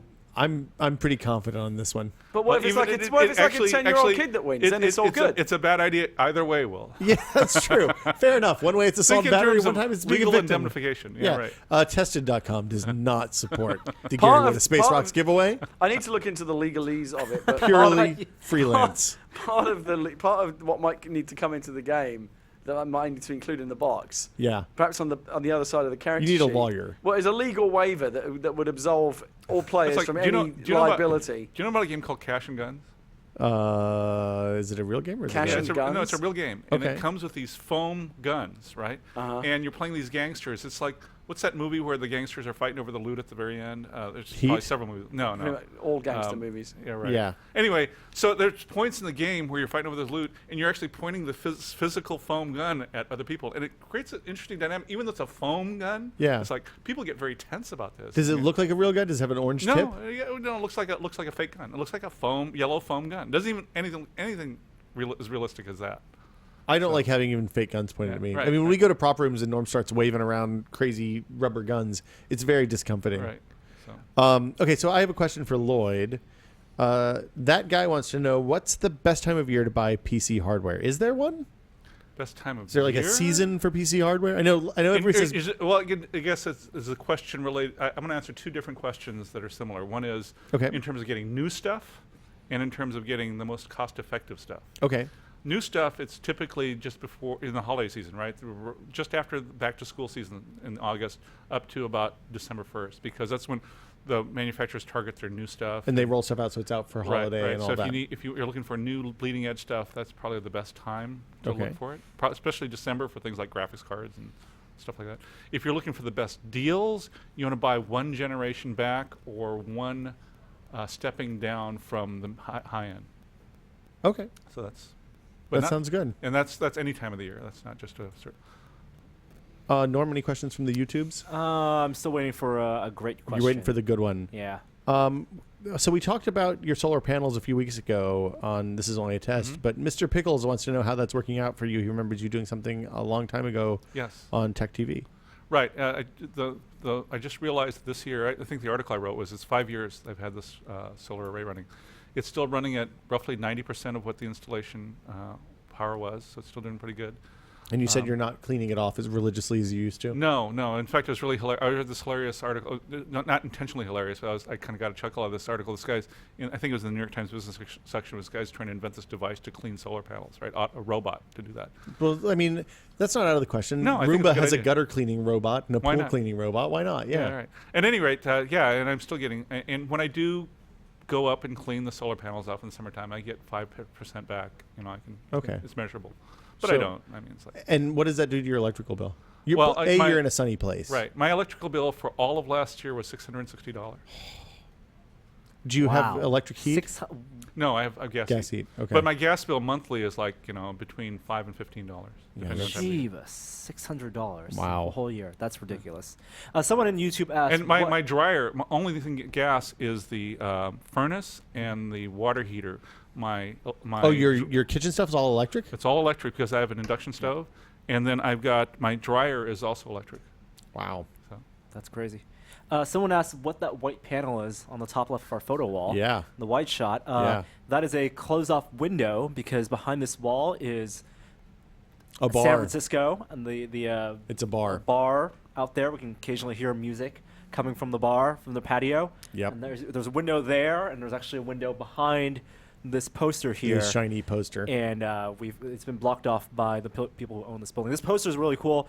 It's from an artist named Kevin Tong. I got it at Comic-Con, I believe, and it's actually it's a view from the International Space Station, from the cupola. Is the cupola. aspect ratio on the Earth right? It is an artistic interpretation. Because normally it feels. I think it'd be a lot bigger. Yeah, I would. Yes, I would. it is. yeah.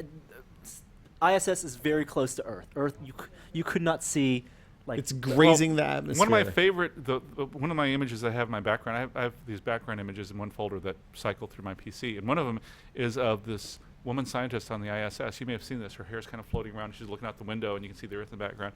And the Earth is much bigger than that. Yeah.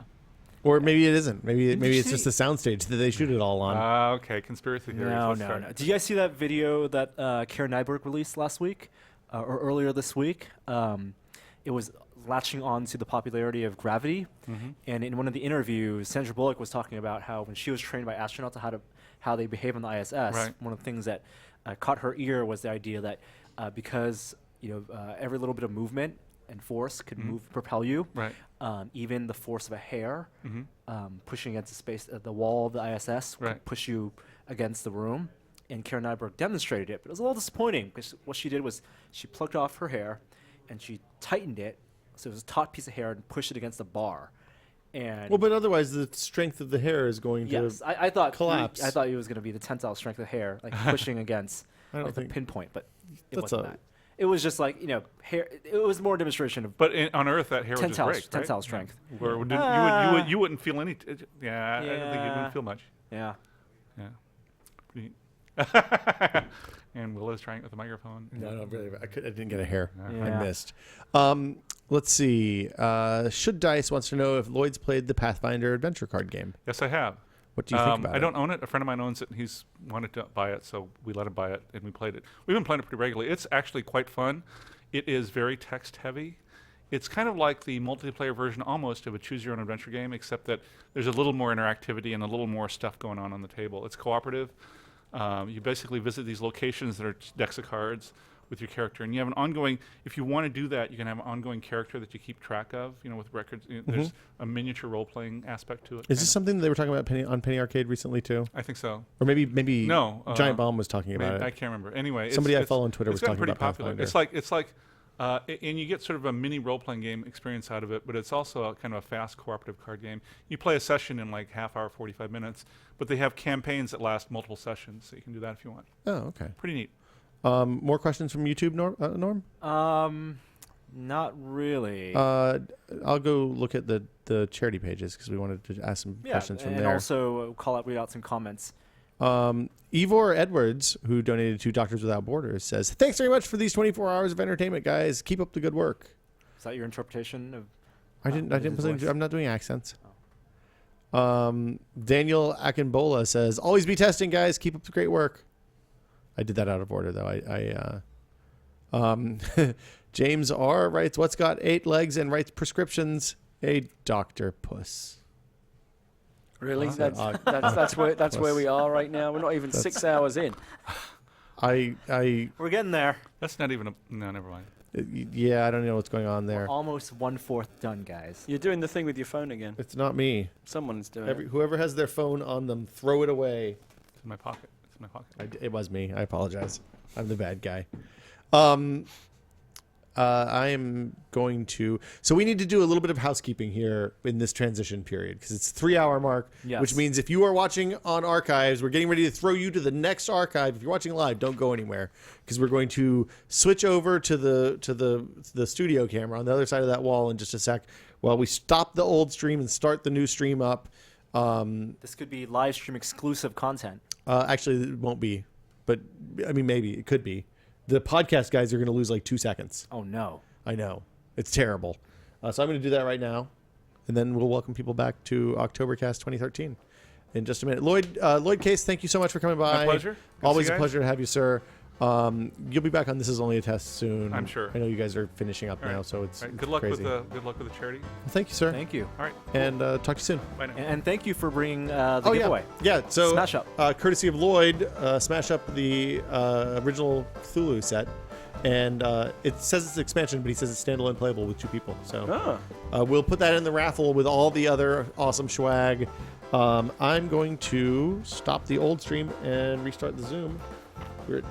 We are. Good luck. See you, Lloyd. Bye, Lloyd. Thanks, Lloyd. See ya. Okay, so thanking Lloyd, that was podcast exclusive content right there. Whoa. Wow. I know, it just happened. Blink and you missed it. I'm very excited for our next segment coming up. Well, first, let's welcome people back to Oktoberkast. Hey, welcome back to Oktoberkast 2013. This is the beginning, almost beginning of hour 6. Yes. We're into Our- the second quarter of this experience. Yeah. We are in the Fourth second. done. This is a horrible thing to I say. think